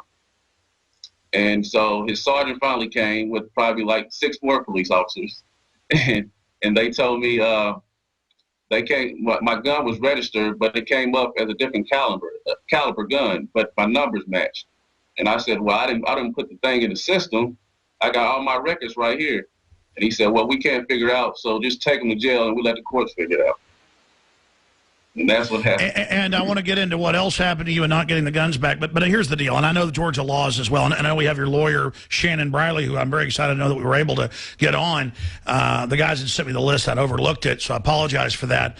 But my issue here is this a case of having self-defense while being black, like driving while black or standing at a bus stop while black, or is this a case of owning a gun and not being part of the government? And because I see this happen to everybody, but I guess particularly black folks aren't allowed to defend themselves.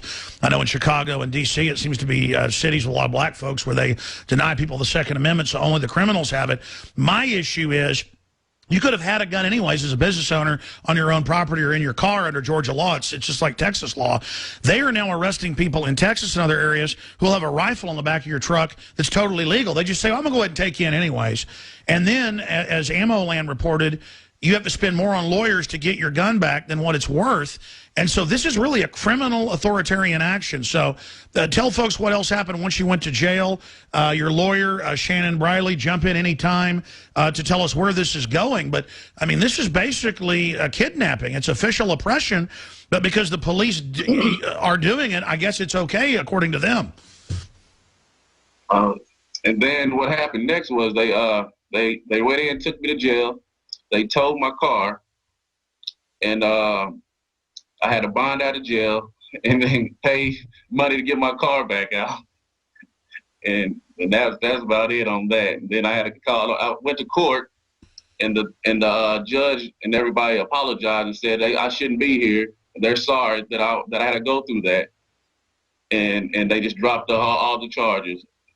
And they said I would talk to somebody if I was you. Have they given your gun back yet? No, sir. They gave me the runaround when I went to, I got my papers from the court to go get my gun. And I took it to the place they told me to take it to. And they gave me, they said I got to get in contact with that officer. So I called the officer's headquarters, and they kept giving me the runaround. They gave me about 6 different precincts to check. They said, "Go here, you're not here, try this precinct, try this precinct." So I got in my car and I rode, and I took pictures of all the precincts I went to. Then I called so much that the dispatch, they would tell me that, your best option is to just drive up. He gets here at, like they said, like 9 o'clock. He gets here at 9 and just pull up and jump out on him. That's your best way to catch him. I said, okay. Now, I mean, I think you're alluding to that. Do you think somebody tattled on you for exercising the right to have a firearm for your own business? Because I see that it's an unclaimed freight and a grocery store, furniture. I mean, it's the type of place that would get robbed. I mean, if a business owner can't have a gun, I mean, I guarantee you, if I ran a convenience store or a store like yours, especially outside Atlanta, I mean, I guarantee you I'd be packing. Yeah. What's so egregious about this is that the response time, the average response time for officers in this area is well over an hour, particularly during shift changes and late at the evening or early in the afternoon. So if he was put into a situation wherein he had to defend himself or his family that owns the business, he wouldn't be able to do so without a firearm. This is an area that have repeated robberies, and law enforcement had initially suggested to him to get a firearm to keep the location. And, you know, what's so egregious about this incident with DeKalb County is that this wasn't just the actions of one rogue officer. This incident was co-signed by a supervisor on every level, initially by his immediate supervisor, then by the DeKalb County Board of Commissioners. And Mr. Lee filing a lawsuit was a last resort. He didn't just jump into this. We sent a letter to DeKalb County Internal Affairs informing them what happened. We sent a letter to the DeKalb County Board of Commissioners informing them what happened. And nothing, we have gotten no response, and it's been well over a year. So well, that's right. I mean, I should have pointed out. This is systemic. I should have pointed out this is a year ago. You're suing. Of course, I missed making the big point. Thank you so much for bringing it up, Shannon Briley, the lawyer for Mr. Lee. And when Mr. Lee's rights are violated, all of our rights are violated. And obviously, mid-level police that are smart say, get a gun, you're having a lot of crime problems. But then higher up, the politicos want to persecute gun owners. And they have persecuted his human rights, his civil rights. This is a big violation. Where do you go from here? What is the lawsuit calling for?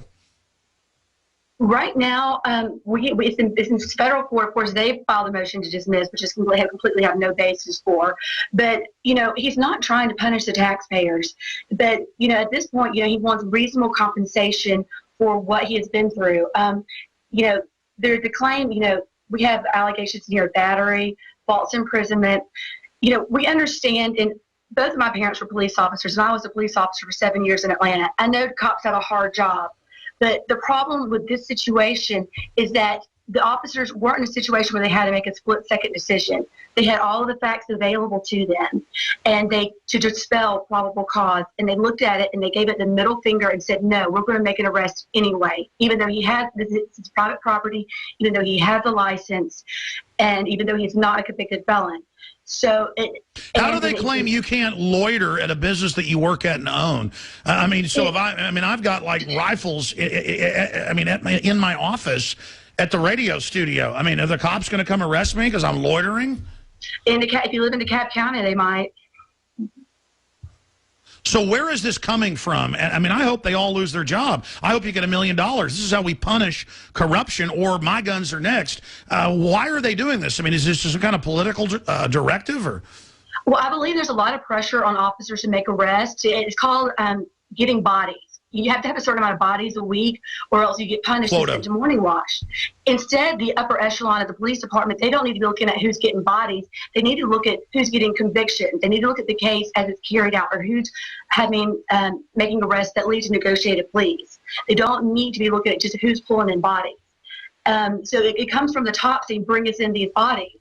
And, you know, if they want a job that doesn't require any thought, they need to, you know, get a job at a factory, putting bolts on a car or on a machine. They don't need to become police officers where people's liberty depends on, you know, their decisions. They have all the information available. Absolutely. I mean, in the past, you wanted to get bust and actually get real criminals. Now it's just get as many. In fact, I've talked to DWI task force police, and they're honest about it. I've had them in studio, former ones that are gone on to be lawyers. We'll come back and talk about this. That's why I know people that have been arrested just for saying, no, I hadn't been drinking and smarting off. They go, fine, I'm just taking you in anyways. Because it's not about getting a quota on convictions or even indictments or, you know, things that are a real case. It's just raw arrest. Exactly. And Austin police on the DWI task force, folks, they will arrest a teetotaling church mouse. We'll be right back, ladies and gentlemen, to talk about this man and the persecution. Going right back to our guest. Again, I'm on the road here. David Knight's riding shotgun. I got a lot of breaking news coming up in the next hour. Then Pastor James David Manning's joining us. But Eric Lee, who is a family man who owns a furniture store, where he was arrested for loitering and carrying a firearm in violation of concealed carry law. By the way, he even went and got the concealed carry, which is above and beyond what you got to have in Georgia.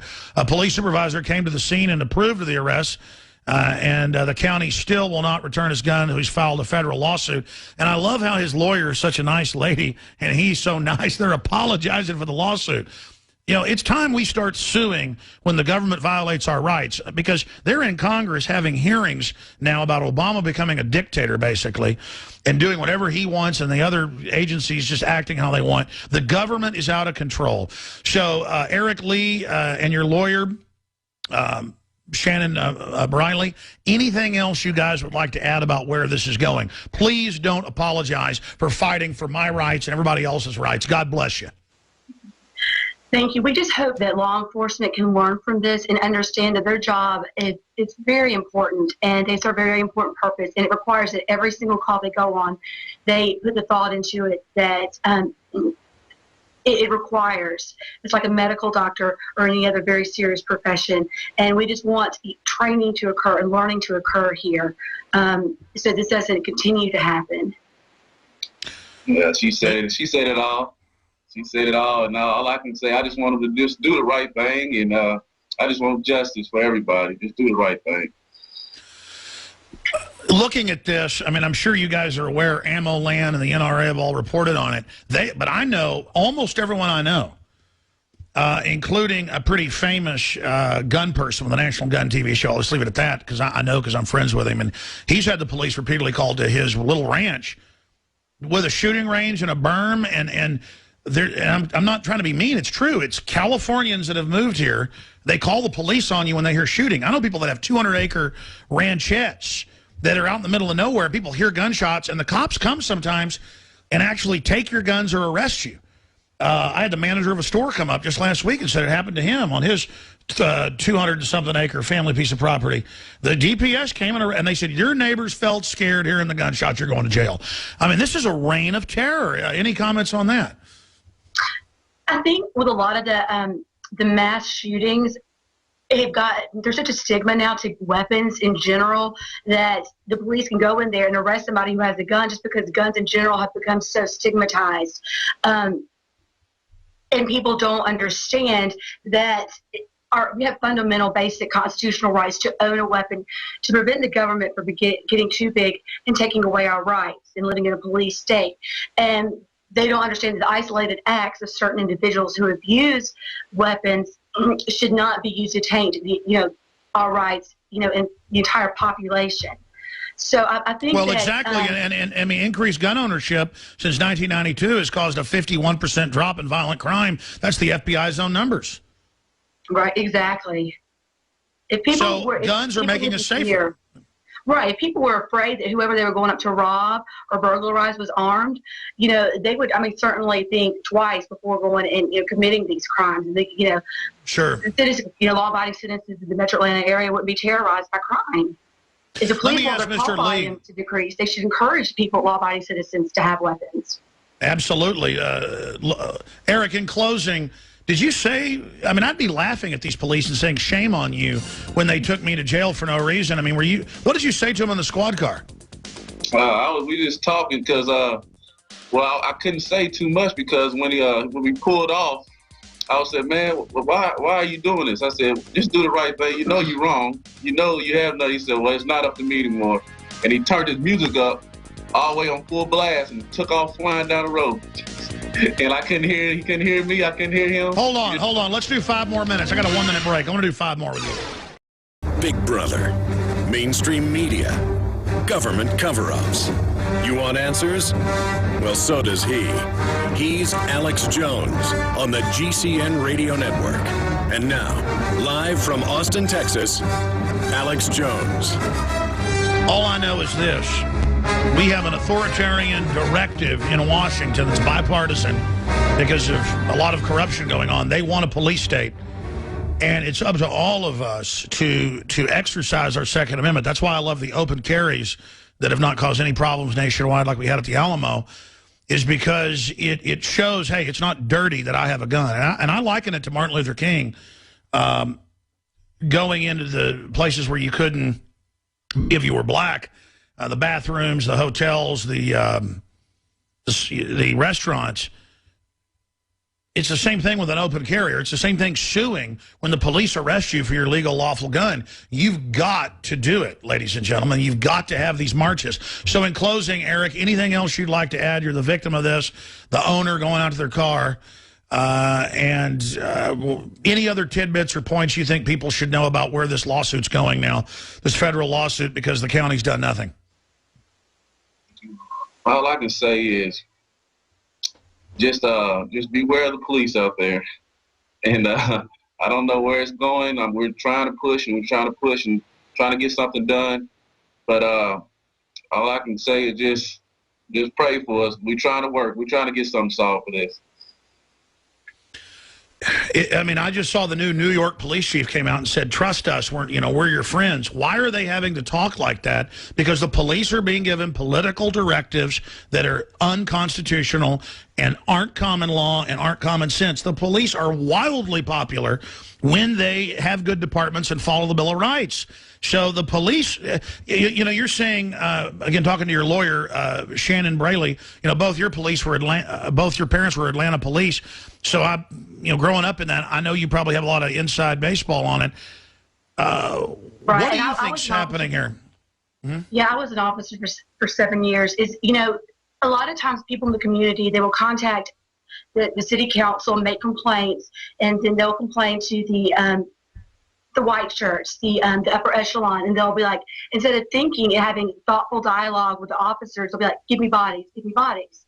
And, this is, again, like I said before, this is a job that requires thought. It's like being a surgeon or anything else. This isn't putting on parts to a machine at a factory. It requires thought to every single situation, and they don't encourage that. They just say, give me bodies.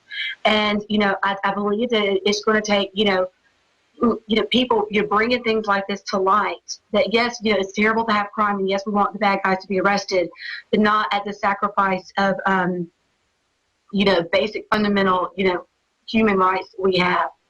But they knew him. They knew he had a concealed carry. I mean, they knew he didn't have a criminal record. They knew he was a good guy. And they still just said, okay, instead of saying they were wrong, which they weren't even wrong, instead of just saying, okay, false alarm, have a nice day, they had to take him to jail. It's that idea of, well, a lot of departments don't want to hire intelligent police now, and that's because the establishment wants a tyranny. Exactly. And, he knew he was wrong. That's why he turned up the radio on the way to the jail. He knew he was wrong. He didn't want to feel guilted by, Mr. Lee. And, they count on people sweeping things under the rugs, like an arrest is no big deal. Well, it was a big deal for Eric. And, and it was a big deal that they continue to hold his property. So, I think... Oh, that's the big issue. Still hadn't got his gun back. They continue to endorse this behavior. Well, you're a good lawyer, Shannon Briley, and Thank you. If I was ever in Georgia and needed one, I'll give you a call. Are there any websites we can visit? Are there ways we can support you guys? You can go to www.brileylaww.com, BRILEYLAW.com, and I have a Facebook page. It's facebook.com/BrileyLaw. And I'm sorry, I've been sick this week, so that's why my voice is hoarse. Oh, you sound great. Listen, Eric Lee, God bless you for what you're doing. We'll check in with you again as the lawsuit develops, sir. Okay, thank you. Thanks. Thank you. All right, there's folks fighting back against just out-of-control government, folks. So I'm telling you, this government is out of control. I want America back. Stay with us. I've studied history. It's not hard to do. Tyrants do the same things over and over again. Their playbook's actually pretty small. And they call slavery different things, but it's basically the same thing. And we know that we're already deep into social engineering, the collapse of society. And I've been hammering it the last, 3-4 years. It's been really obvious. Obama's been in now for 6 years, that he is becoming a dictator. And I remember having Pastor David Manning on, Pastor James David Manning, 6-7 years ago when he's first talking about Obama. And he was saying, he's going to become a dictator. He's not going to leave. I tell you, he's pure evil. And I'm like, come on. He's just a front man to push their agenda. Presidents are puppets. Come on. Let's not. Come on. That's going to add to the division here. We need to, they're trying to sell him as the second coming of Christ and Abraham Lincoln all rolled into one, but can't be that bad. And now I've got to say that Manning has been correct and I have been wrong in understating how bad Obama would be. Let me explain something. He put our military under NATO UN command, and when Congress threatened him and said this is unconstitutional and illegal, he sent them letters and had the Joint Chiefs testify belligerently that they get their orders from the UN and NATO. He played that audio. 3 separate hearings, House and Senate Armed Services Committees. in the last 3 years, 3 times. He is shutting down, well, it's over 500 now. They're shutting down 500 more coal power plants that are totally clean, supply 50+% of our power. Well, they did. Now plants supply like 30-something. They're shutting us down. And then General Electric can scale up and make more money. They're exempt. That's martial law. He's legalizing all the illegals, basically. And this is in the news, by fiat, without even an order. He just tells them on the phone what to do.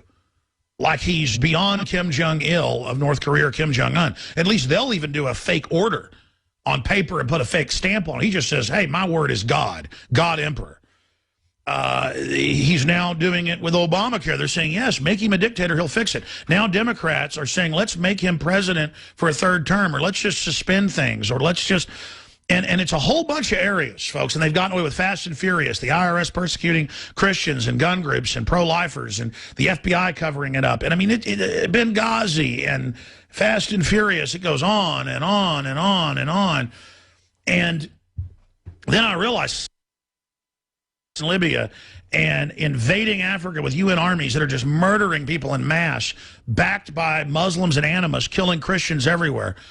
I mean, if it's evil, they're doing it. They don't even do it for an interest now, except to further evil. Again, it's scary when you got corrupt boss hog politicians that do bad stuff for power, but when they're doing it, even though it's destroying Obama, even though it's making him be hated, they don't care, because it is a mission to bankrupt America. Obamacare, all of it is on record to bring this country down. Now, the architect of it, Ezekiel Emanuel, admits it. So he joins us via phone to the bottom of the hour with a quick pop-in. I want to get him for a full hour soon via video Skype from his ATLAH TV studios there in Harlem, where he actually tries to preach a message that's going to get people out of the plantation that is socialism. And he feeds hundreds of children a day and others with their soup kitchens. And he joins us right now, so he's a really good guy. Pastor Manning, thank you for coming on with us today, sir. Oh, Alex, thank you for having me today. Real joy. Well, real pleasure. Thank you. I mean, you've got the floor for the little bit of time we've got. He is a dictator now. Now, the question is he making the office a dictatorship? Will he leave? Well, but I think that we need to understand Obama in terms of modern dictatorship.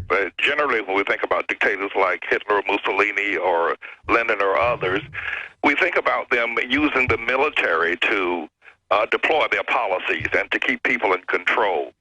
Obama has found a way to use an economic, racial, and social policies as if the military.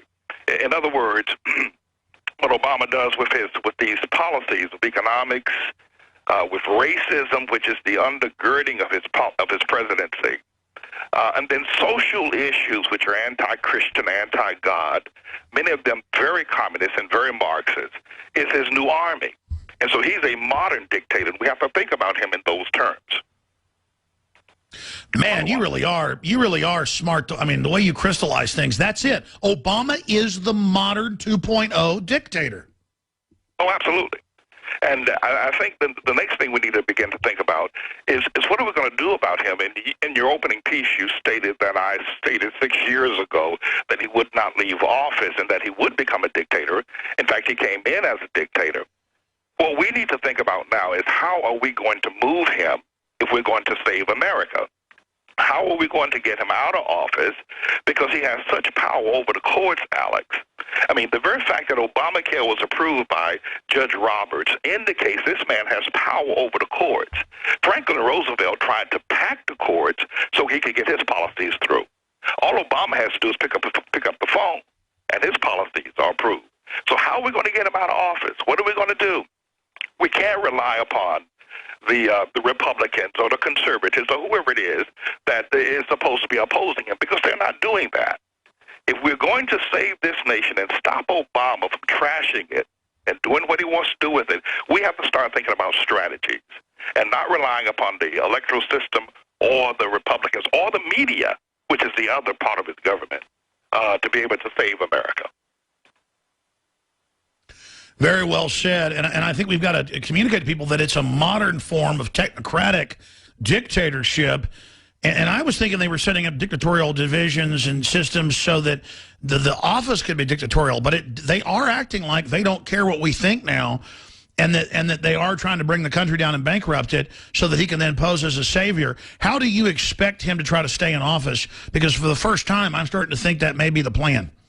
Well, I suspect that he's most probably going to have some sort of a false flag. I think he's going to need martial law. He's going to need the military in order to be able to stay in office. And there's no telling what he'll do in terms of some sort of a false flag that he'll create. Maybe a crisis within America, some sort of a possible racial crisis. While I don't think that might be it. On the other hand, Alex, the thing that we have to be very mindful of is that there are a large number of Americans who are ready now to revolt, and they very well may give him what he wants. On the other hand, we need a revolution in this nation. So we want it to be like Lexington or Concord. We want to work to not let it get physical and win the info war, the war of ideas. But if they start stuff, I think we should be more, Christ-like and at key points. Well, I'm not so sure we should be so Christ-like unless we're going to be the Christ of the sword that I preach for the most part. I think. Well, let me just finish the statement. Let me just finish the statement so you know where I'm coming from. Okay. I'm saying we have to wait for the right time to where morally they fire first, and then we have the moral high ground. We don't want them to trick us into something preemptive. The problem is they'll blow up another federal building like OKC, the same attorney general was deputy then, clearly involved, to then blame it on the liberty movement. So I understand that we may have to defend ourselves. My problem is that they may blow something up and blame it on us. So the last thing we want to do is offensively do anything. Go ahead. Well, you definitely don't want that to happen. You don't want them to blame us on 9/11 or some other event or the Oklahoma event. That we don't want to have happen. What we also have to think about, Alex, is that Obama controls the economy. He controls Wall Street. So we're going to need economic power, not just military power or revolutionary power. We need economic power, and that's the thing that we're lacking most in. I mean, all of America is armed to the teeth. There are people all over America that are ready to rise up if they have to save this nation. Not because they're belligerent, not because they hate the nation, not because they're just warmongering, but they realize that we need to be able to save this nation militarily. But the problem is this, is that we don't have the kind of economic power or the media power to be able to withstand a Obama attack, which is what he's doing now. So how do we get that together? How do we do that is the question.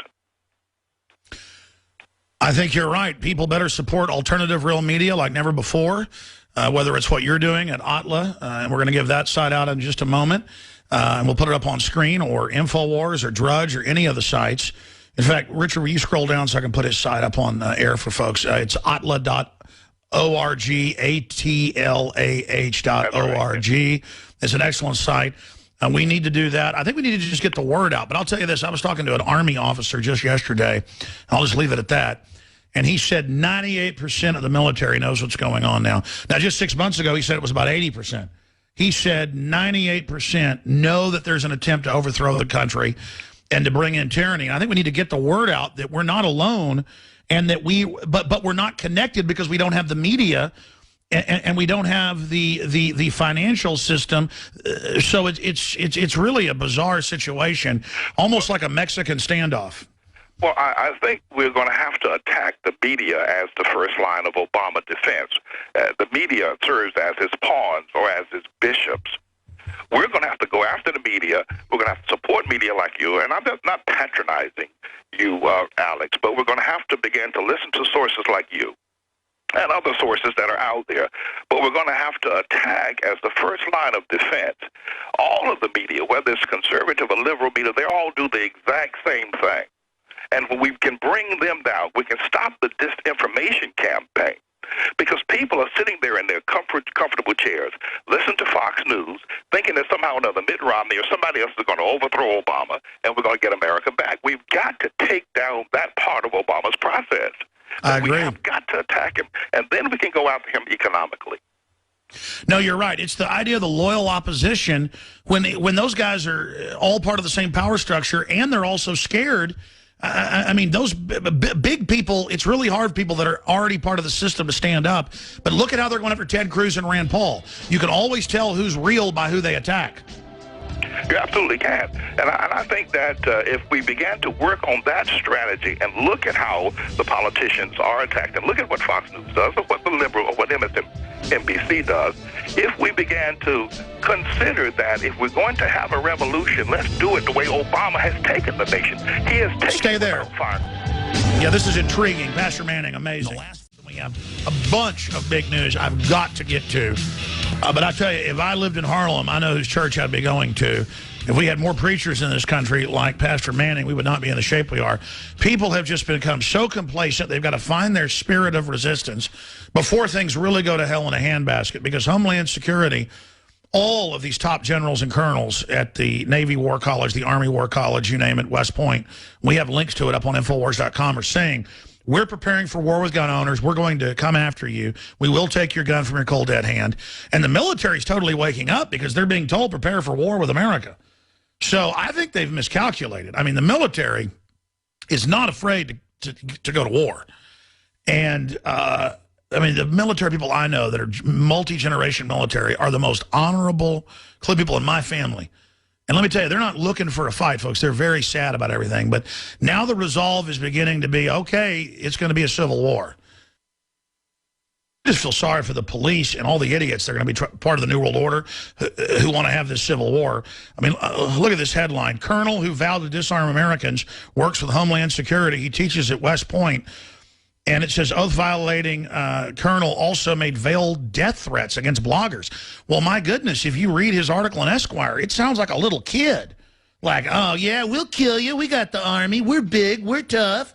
I mean, this is obviously somebody who I don't think seen a lot of combat, or he's nuts. Because all the combat vets I know, and I mean special forces people, I mean people that have been in 28 years and seen stuff, I mean, just unbelievable. They would never... I mean, I know people that that have worked in and around the boys from Virginia, and I don't mean the CIA. The Virginia boys are like plainclothes military above Delta Force, and all I can, Pastor Manning, I've got you here to talk. We got 4 minutes till break. I'm going to shut up. You hear what I'm saying? This is getting so bad. Do you think Obama's bit off more than he can chew, or do you think that this is part of the plan? Oh, absolutely not. He has not bitten off more than he can chew. And I think his plan is in place and working right now perfectly. The problem is that we've got to deal with is that we're in the game very late. And if there is a military coup, I know there are many generals and people within the military who recognize what's happening to this nation and would love to be able to save it. But I don't think they're going to get the kind of support that they need in order to be able to do it. And I don't think that a coup in the military would deliver us from the economic power that Obama is possessing. And there's another thing that we're not observing as well in terms of the social and racial issue. I'm becoming very concerned about Obama's alliance with Pope Francis. I'm very concerned about them walking along the same social, if you will, liberal path that destroys the integrity of the Word of God and puts these two powers together. Alex, I'm very concerned about that and whether a military response can handle where we are right now. I hear you. No, I can't believe that the president has become a dictator and they're starting to have a few hearings, but it's still not a big deal. I mean, because this is what happens historically. Countries get to where they put up with evil, and then we empower the dictator to become a Hitler or a Mao. Pastor Manning, do you think we can turn this around? I'm confident that we can, but we must acknowledge what I said just a few moments ago.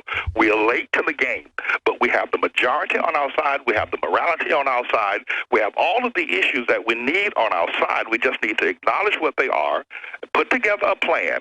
Obama has been planning this with the New World Order and others for years. We are late to the game. We're just getting in here, but we can win, and we can win handily. There's no way we should be defeated.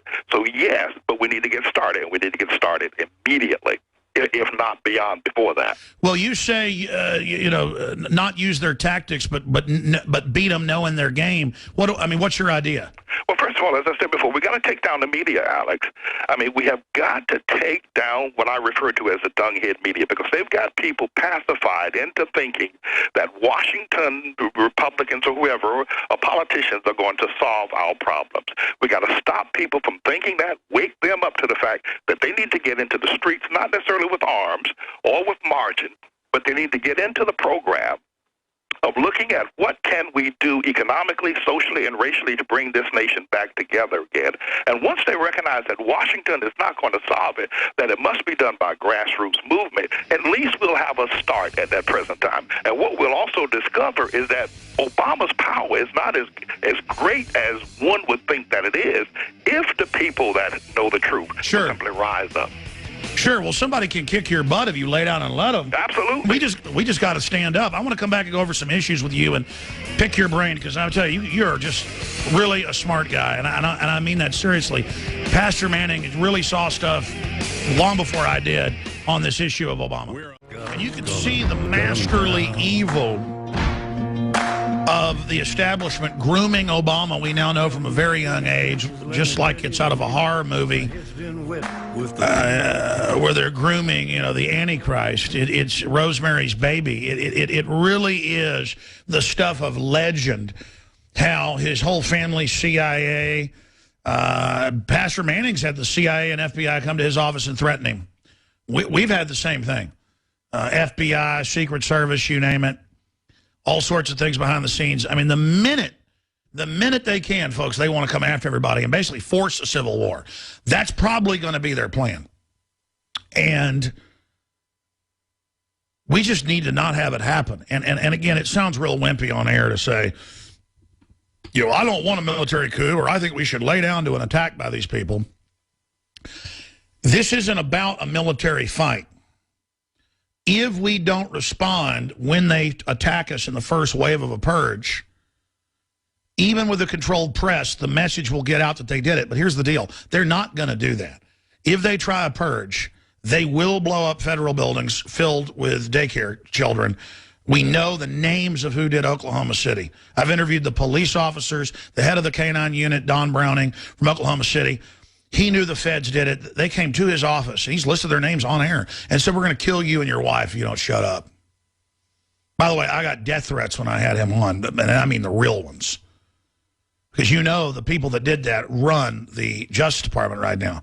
And again, I literally, it's like stepping on the edge of a cliff whenever I get on air and talk about this kind of stuff, okay? I mean, so when I say we need to have restraint, it's not that I'm not willing to get in a fight. It's not going to hurt the New World Order to have a shootout with the state police. We've got, before we're going to kill these people, we really need to go out and try to wake them up. That's the point, and that's what Manning's getting at, is we have got to absolutely reach out to police and military right now. The military is really woken up. Police are starting to, but they kind of pick them to where they'll follow orders, so that they see the rest of the story and get uncompartmentalized. Now Manning, Pastor Manning, I want to give you the last 6-7 minutes here. You've got the floor. Don't pause for me. Any other ideas, how we turn this around, where you see this going? You know, how I mean, maybe citizens that are at Obama events yell out things. I mean, little stuff like "you're a liar" in Congress. We don't know. There's all sorts of little things that could bring down the facade. Well, when we talk about a coup and a military confrontation, we have to keep in mind that Obama comes from a very violent background, though he tries to present himself as the boy next door. Obama's the product of Bill Ayers and Bernardine Dohrn and all that weather underground crowd. He comes from a very violent background. Keep that in mind. His association with Islam is very violent. But I think in terms of strategy, Alex, one of the things that we would look at after we take down the media, and we need to do that, because without that we're going to continually be beat by Obama. We need to go after Obamacare. That is an Achilles heel. It's a massive tax program that's unconstitutional, that's socialist, that's communist at its core. But he needs young people to be able to register and be a part of that process. If young people don't register, Obamacare falls apart. Now, the whole business with the rollout and the fact that the computer did not work, they're going to get that together at some point in time. But if we can go out, launch a national campaign with a broadcast such as yours and others to reach young people that they don't sign up, that they're not cowed into signing up for Obamacare, if that can happen, then the whole thing falls apart. Because at that point, Obama will not have the financing to be able to keep Obamacare alive.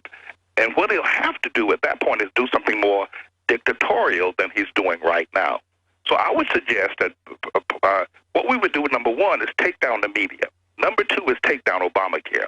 And doing it through the people, pardon me, doing it through the young people who don't want Obamacare, and then turning them around against him, because they were all for him at one point in time, but not anymore. And they're definitely not going to sign up for Obamacare. If we do those two things, at least we'll begin to put a crack in his armor.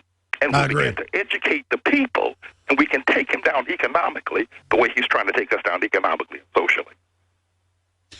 Again, you pause for me and interject, but everything you're saying is just spot on with the research and great ideas. And I just thank God for your leadership and many others. And I wish there were more people out there who understood all these different nuances, because it's scary to know people are waking up, but that there's not that many prominent people that are willing to come up with a battle plan. But let me ask you this question. I've noticed evil loves to betray its own minions historically, and I don't understand that as a person that doesn't know betrayal. I don't like betraying even people that are enemies and bad. In fact, crushing them, it feels like a betrayal, even though I'm not betraying them. I'm standing up for myself. But with Obama, he loves, I mean, here's an example, Barton Springs. I went down there 2 months ago, to the big open pool. They got like 20 lifeguards, one of the biggest natural pools in the U.S., spring-fed.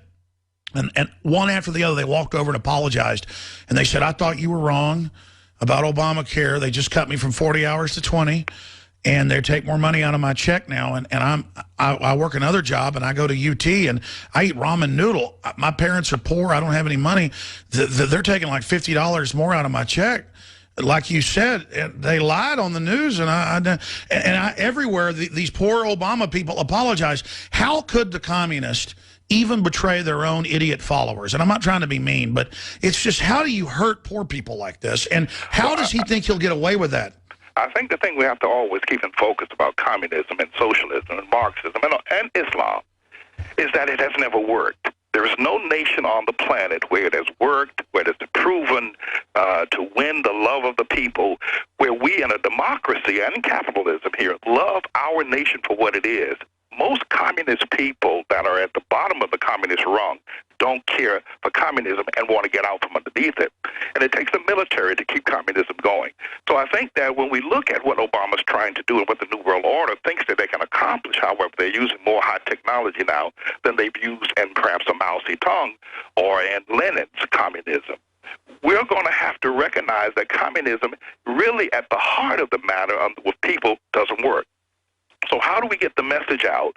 Rather than talking about a different political ideal, such as a Republican versus a Democrat, we've got to tell people about the ills of communism. We got to go into, and I think our fourth program would be, we've got to get into the universities and into the schools, because that's where they're indoctrinating our young people into thinking that communism is a good thing and that Obama's program is a good thing. So we have to, if we do these basic things, we win. If we don't do them, we definitely lose.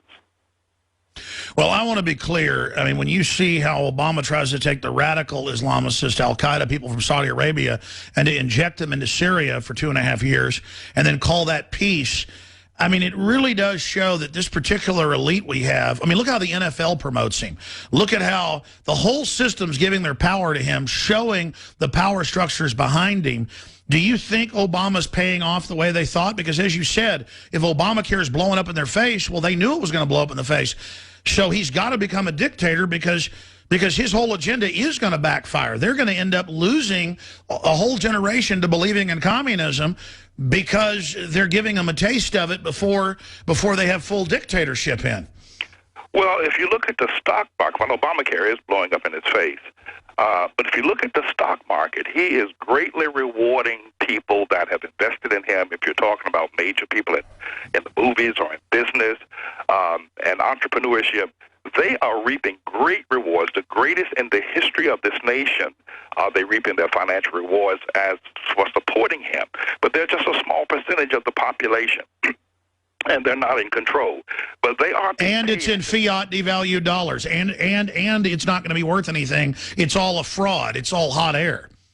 That's true. That's true. And I think that the American people need to wake up and and of course, prepare themselves for when the financial collapse comes, and it will come, whether Obama's in power or not. That's coming, and that will be another opportunity once the financial collapse comes for those of us who've been out here on the battlefield to take the power reins at that time when the economy is weak and people who have depended on their billions to be able to give them power. We have power by our commitment. We have power by our love for this nation. We have power by our love for one another. That's our power, and we're rich in the billions in that, and we ought to use it as much as we possibly can. I agree. I can feel your power, Pastor Manning, because you have love, and I can hear it and see it in other people's voices. I just feel sad for the average person. Doesn't seem to have any discernment. I mean, you could take one look at Obama and tell he's a devil. I just didn't know how bad. What in your spirit told you 6, 7 years ago or even longer that Obama was so bad? Yeah, well, you remember I was on your show very early on and talking to you about Obama being the son of Satan. And a lot of people call him the Antichrist, and that will work. You certainly don't want to throw that out. But Obama is inherently evil. When you listen to what he is saying over against a reality of where we are as a people, you know that he is lying, and that he is lying profusely. Obama did this one thing, Alex. He promised the world, not just America, but he promised the world what they wanted to hear and knew that he could not deliver it. He promised the world you were going to have peace and you're going to have prosperity. We're going to have a unity of the people. We're going to bring all the nations to the table. We're going to have a unity between Muslims and Jews. We're going to have a unity between blacks and whites. We're going to have a wealth where everybody has got wealth and power and prosperity. He promised that not just to America, but to the world. And that's why people fell for him. But the opposite of that is to look at that and know that he can't deliver that. He cannot. So he's lying. Why would he's delivered the opposite. He's delivered the opposite. Absolutely. And that's my point. I knew that's exactly what he was going to do. So we have to recognize that anyone that would lie like that to the American people and to the world has to be ultimately evil. So that he can take away their liberties, take away their freedom, take away their economic base.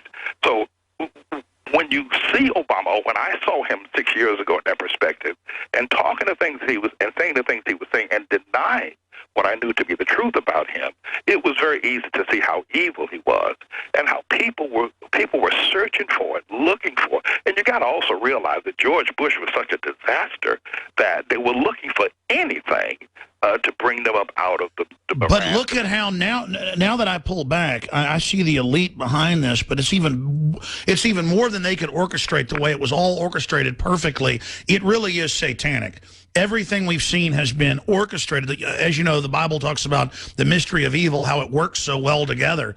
And you can really now see on Obama a super evil design, one of the most evil I've ever even heard of in history, with a high-tech integration. And I shudder to think what we're going to see out of this figurehead, out of this production, out of everything behind him, out of all the evil behind him. I wish you would send me the clip of what you just said. I'd love to play it on our broadcast every day because it puts succinctly what we need to be aware of. Now that you've said that and that then you've demonstrated that truth, how do we educate the people?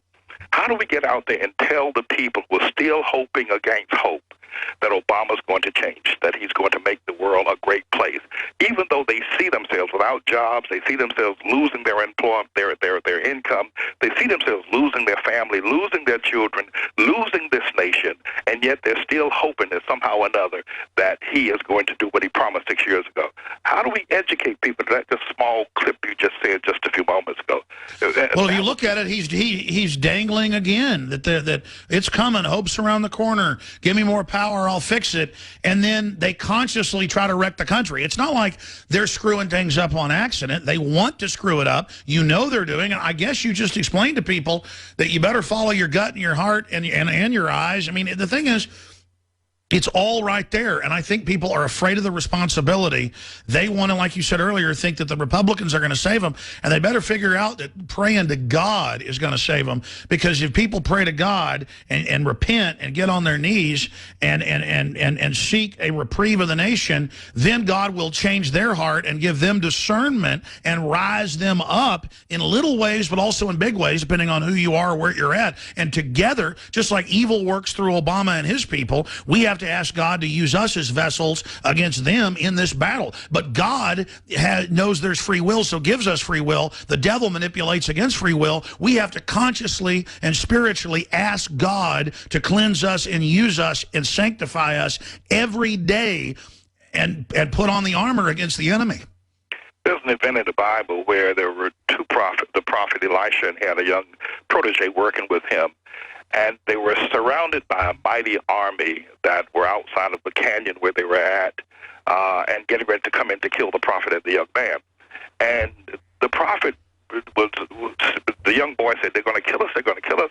The prophet prayed that the young boy's eyes would be open so he could see the mighty host of angels that were standing there to protect him against that mighty army. And the angels were certainly going to win and overpower that army. What you have just said, and what we've got to do, is that we have got to pray that God will open the eyes of the people so they can see how evil Obama is. And you made mention of the 2 Chronicles 7:14. If we pray and repent, that God will heal our land. But beyond that, I am convinced, Alex, that if we launch a campaign of praying for people that God would open their eyes, when they see Obama, they will see unadulterated evil in its purest and most evil form. There's never been anybody in America in leadership as evil as this man is. And, of course, his beauty dazzles everybody, and so therefore they're not able to get to the core of who he is spiritually. People's eyes just need to be open to how evil this man is that has taken over our nation and is seeking to destroy it. But I will say this, I know we're going to win. God has not established this Yes, Pastor Manning? To give it to Obama. I just lost audio to the network. Can you guys hear me? Yes, we can hear you, Alex. Yeah. Pastor Manning is still on? Yes, I'm still here. Yes. Go ahead and finish up, Pastor Manning. You said that we are going to win, and I agree with you. I think so. We are going to win. God is not going to give this nation over to Obama. And even though many people are asserting that, well, we've been so wicked, we've disavowed God, God's turned us over to a reprobate nation. But no, that's not the case at all. We are going through some struggles right now, but we will not lose this great nation. We will not lose this pinnacle of power and presentation of God on this planet. We will win. Well, Pastor Manning, I think this is the most powerful interview I've ever done with you or heard, period. And I think definitely the Spirit of the Lord's with us today. Let's just agree together, and I'll have you back soon, that we should both, to our audiences, promote praying that the eyes of America and the world be open, and that we say that prayer. And I know I'll say that during the break, and I know you'll say it, Pastor Manning. Thank you. So, will you stay there and come back and say a prayer on air in the final segment? Yes, I can do that. I will, sure. Okay, and the show's over in 10 minutes, so we're going to come back, he'll say the prayer, and then I'll hit a few final news stories with David Knight. We've got to rediscover the Bill of Rights and Constitution and due process and individual liberty. Evil always sells you the idea that it's going to bring you empowerment and individuality, but it really brings collectivism, that is slavery. Some of the headlines up on Infowars.com are just incredible. Colonel who vowed to disarm Americans works with Homeland Security and threatens bloggers. I mean, these people are just roaring with their tyranny. And you look at photos of this colonel, he just looks like a power-crazed narcissist. Also, again, Army officer says, we will pry your guns from your cold, dead fingers. Unbelievable. I mean, just taunting us. Mandela Love Fest ignores dark side of legacy. We've got an article up there about things that, it's just a fact. They traded one evil for another. Homeland Security searches vehicles at ferry crossing checkpoint. We've got an article up on drudgereport.com on the right-hand side.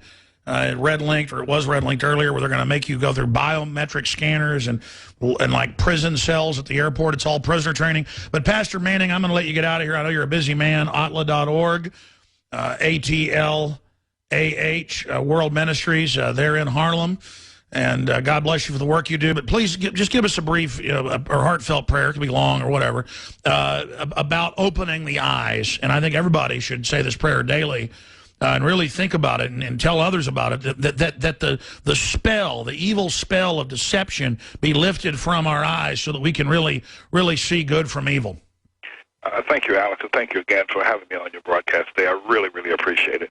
But let's go to the Lord in prayer. Heavenly Father, we thank you so very much for allowing us to be in this great nation, to be born here, to be officially born here, to have our birth certificate here, to know and to be a part of the process that has made this nation great. We recognize, Almighty God, that it is you that has blessed us against many other nations that we see around the world that don't have our joy, don't have our prosperity, don't have our love, and all the things that you've made such a pinnacle and such a city on a hill. Now, Heavenly Father, there's a great darkness and deception that has come over our nation in the person of Obama. And it is my prayer, and I unite with everyone else today, that an appeal to you to open the eyes of the people.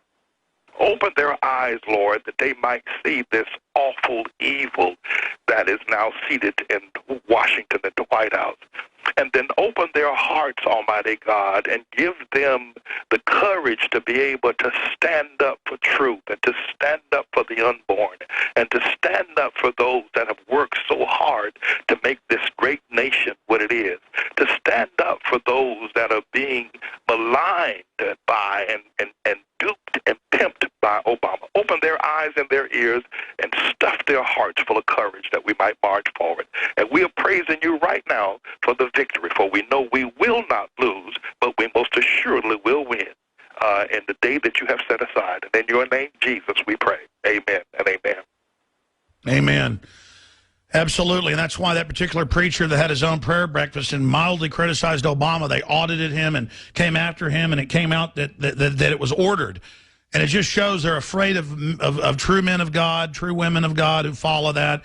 And folks, you know, this is not a preacher show, but in great times of evil, we have to just get down to the very bottom here. This is a spiritual battle. Pastor Manning, thank you so much for the time. Thank you, Alex. God bless you, sir. We'll talk to you again soon. There he goes. He was only going to be on for 20 minutes. He was very busy, but he was able to stay the whole hour with us. We'll get him back on because we got him on short notice.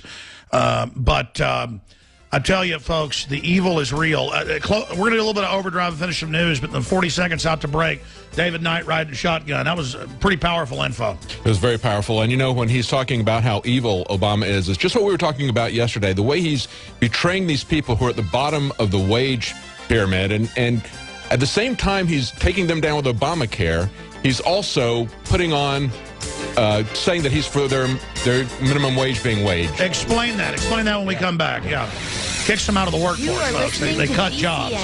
We'll be right back. Stay with us. Visit Infowars.com GCNlive.com /show to find the audio feeds if your station doesn't carry this.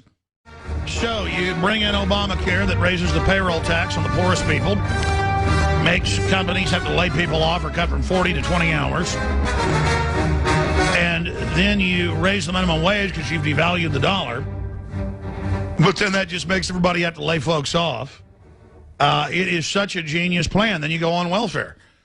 And then they keep cutting the welfare, but the amount you get. So then you can't even live on that. And then you go, well, give me higher taxes on people that do have money, even though that could never actually pay for things if you do the math. David Knight, you were trying to make a point when the break came. Yeah, and it's beyond that even. Now they're talking about $27 billion in new gas taxes that they're going to, that's going to hit the working poor very hard. And then, of course... And tracker switches in the cars. Yeah. We told you that was coming, yeah. That's right. They'll add that in addition. So you'll still have your gas taxes there, but then they're going to add an additional transportation tax to everybody. And then you've got the secret economic nuclear bomb that he's going to hit the working poor with, and that's a Trans-Pacific Partnership. That's his goal, to do that by the end of the year. It's on a fast track. So he's doing these things to the people who are suffering, and these people who are out there striking as fast food workers and other people who need more of a minimum, need more wages, they are in a very difficult situation, but they don't understand what's going on. And that's why when Pastor Manning was talking about having their eyes open, That's what's really important, that they understand and see what's going on behind this, that Sure. they're not going to be any better off if somebody just gives them more pieces of paper. Well, sure. Let's say you pay an employee $15 an hour. You're really, last time I did the math, paying them like $21 an hour with all the FICA and fees and unemployment insurance and everything else. So if you're paying somebody $20 an hour, it's more like $29 an hour. That's right. So if somebody's getting like $10 an hour, it's like 12 or 13. People just don't know. And then what you do is you just lay people off. I mean, it is unbelievable. It's all scientifically done. It's so frustrating. A lot of stuff hidden. Yep, go ahead. A lot of stuff that's hidden, just like you're talking about, the hidden cost. Go ahead, David. When you see the FICA, the Social Security withdrawals on your paycheck, you only see half of it. The employer is paying the other half directly to the government. They don't want you to see the full cost of your FICA. Of course, the employer sees it, self-employed people see it. But in the same way, they want to pretend and make a big show out of saying, we're going to help you by giving you more dollars when your purchasing power is not going to go up. People are going to still have to cover their expenses. Obama's never run anything. He's just put out mandates, and he can't even produce a website. Even with $600 million, he can't put out a website. So he's never had any experience having to run something, having to meet a payroll. Anybody that's had a business, you know this as well, Alex. You know, many times you'll have to go where the business owner who's invested his money, invested his time, will have to not take a pay. Will have to go without pay sometimes just to make ends meet until he can make an adjustment. Well, sure. Well, exactly. I mean, for about a year, I made the decision, losing money, to spend emergency capital that we put in a business account. And then I launched some stuff to be able to get plenty of capital in to continue and expand, and people support us. But I love folks out there, you know, the enemy's thing is that anybody in a free market, you know, how dare you sell things to have, you know, your own free and independent media? It's better to just get government bailout money like MSNBC or taxpayer money like NPR. It's almost $500 million a year. Last time I checked, it's so screwed up. The idea that we're not supposed to actually pay for things ourselves and run our own operations. People have no idea what it's like to be a quote business owner. I mean, we're a mission of liberty, but I have to run a business to pay for things. And people don't know what it's like to have the bureaucrats come into your office. They don't know what it's like to be harassed. They don't know what it's like to be audited. They don't know what it's like to be screwed with constantly. And we don't whine about it on air, because to me, it's like a game. I mean, the more people attack me, the more energy I get. It can be 7 o'clock at night and somebody attacks me, makes stuff up. I just suddenly have all this new energy, and God's given me that gift. But we're not going to give up. It's important to support Infowars.com. It's important to get the products at InfowarsLife.com, InfowarsHealth.com, InfowarsStore.com, different lines on all those sites. And I didn't get to all the news. We didn't get to the Japan news. They're talking about fascism in their parliament, in their government area. And the nightly news is 7 o'clock tonight, and I'll be back 4 to 6 this Sunday. Thanks for the great job, David Knight. Thanks to the crew, and thanks to all you, the listeners. God bless you all.